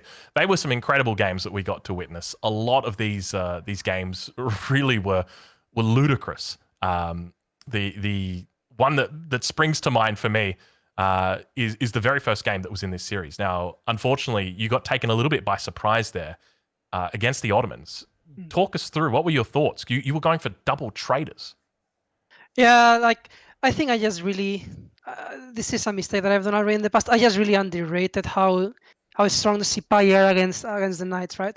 Like I feel like in that game, as soon as I age up, I should go into 2 siege workshops and just get siege control, right? Like my income is amazing with the trade and so on. So yeah, I just went for the full army and just the fight, and yeah, I got cracked. Also, maybe I could have gone feudal ram push that game, I think, because my early game was really smooth. I sniped like a couple villagers, and his TC was forward kind of in the gold. So in hindsight, maybe I should have tried to finish that game in feudal. Yeah, going into game number 2, Holy Island, you had some crazy demo hits, not just in today's match, but also before. In fact, you are known as one of the best demo ship players out there. What makes you so good with the demos? What do you do differently from other pro players that allows you to land so many good demo hits? So I think it has more to do with how you micro your Springal ships. Like it's really important to win enough space for the demos to close the distance. Like you have to really go forward with the Springer ships, right, and hit the arrow ships. And then when those go back, you can go in with the demos. And then also you have to be really crisp with the micro because the arrow ships will still shoot like a couple times. So then is when you need to like dodge the shots, basically, right? Like move a bit to the side, or I mean there are a few ways to do it, but basically you have to close the distance with hulks, and then and also you need a few demos, right? Like if you have like 3-4 demos, it's not enough, like they will get sniped. But the thing is that if you have like 8 and only 2 hit, that's already massive, right? So I feel like it's both a bit of me going for a better composition, and then me maybe being more experienced with the micro there. That's some good coaching tips right there. I hope everybody in chat was writing that down. That's some good points. We're going to skip the Abbasid game. I want to talk about that Holy Roman Empire game. It looked a little bit scary early on, but you managed to seal the deal with a whole bunch of knights. Did you expect Beasty would just resign that quickly to your attack? You know, normally he takes a bit of a pounding before he gives up, but that seemed pretty preemptive. Did you feel the same way? No, I think there was like he was going to lose every single villager except the 15 in the TC, right? Because he had like maybe a couple of spearmen, and I had already like 8 knights. When I was watching yesterday the Holy Roman Mirror, like Beasty against Bia, I realized both of them went for this build order. I didn't really think it was good because yeah, you get one more relic, but I get the side, I get the board, and I put all the pressure with the knights, right? So I don't think like just getting that one relic by rushing so much without anything else, I don't think it's worth it, right? So I think it was more like a build order win, I guess, or my build order was just better, I think. Yeah, just looking at the Prairie game here, another mirror, the 4th in the series. You went mass Musafari Warriors. We were surprised about this approach. We haven't really seen many of that being done before. What was the mindset there? Do you just think that mass Musafari is so strong, or was that kind of a counter to what Beasty was trying to do? Yeah, like I scouted his production, and it was stables and Raxes, right? So then I thought, like worst case scenario, if I mass Musafadi, I'm just fighting Musafadis against Musafadis, right? But he was already investing into sofas and had multiple stables.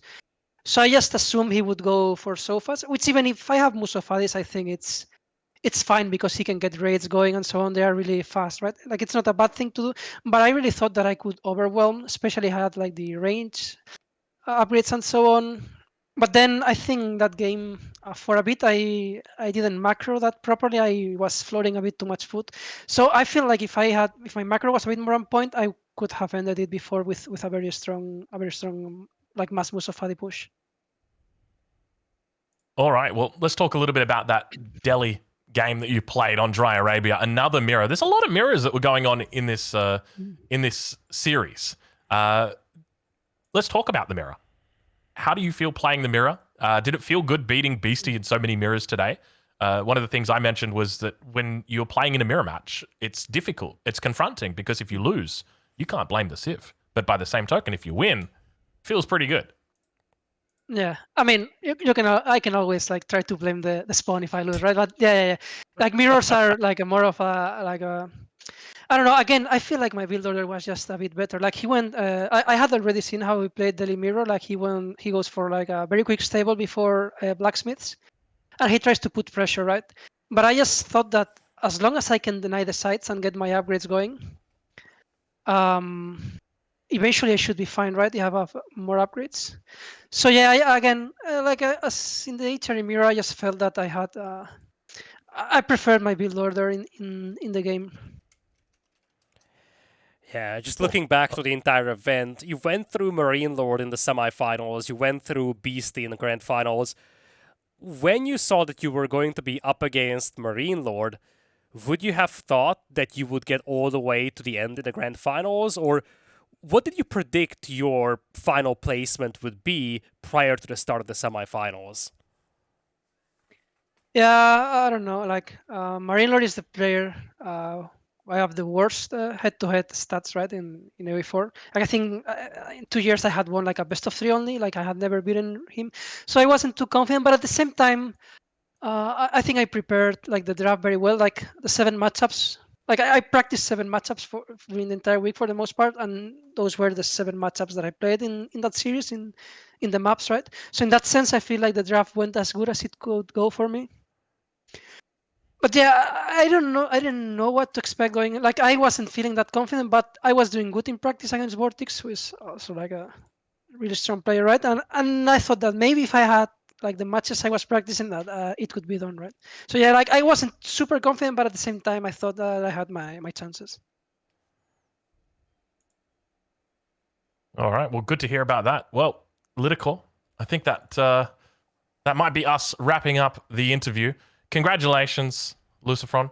That was an impressive performance, not just today, but throughout the entire event. You know, overcoming what you did, it's remarkable. So congratulations, and looking forward to seeing you in the next EGCTV event. Yeah, for sure. Like, thank you, of course, and also I would like to thank, of course, EGCTV for hosting the tournament and everyone who tuned into the stream and cheered for me, or even if they cheered against me, but still, if they were supporting me before, it relies on my benefit, right, as well, and on everyone's benefit. And yeah, yeah, thanks everyone, and hopefully see you. Well, see you. I mean, it's 2 weeks, right, until the Empire at work. So yeah, Yeah. see you then.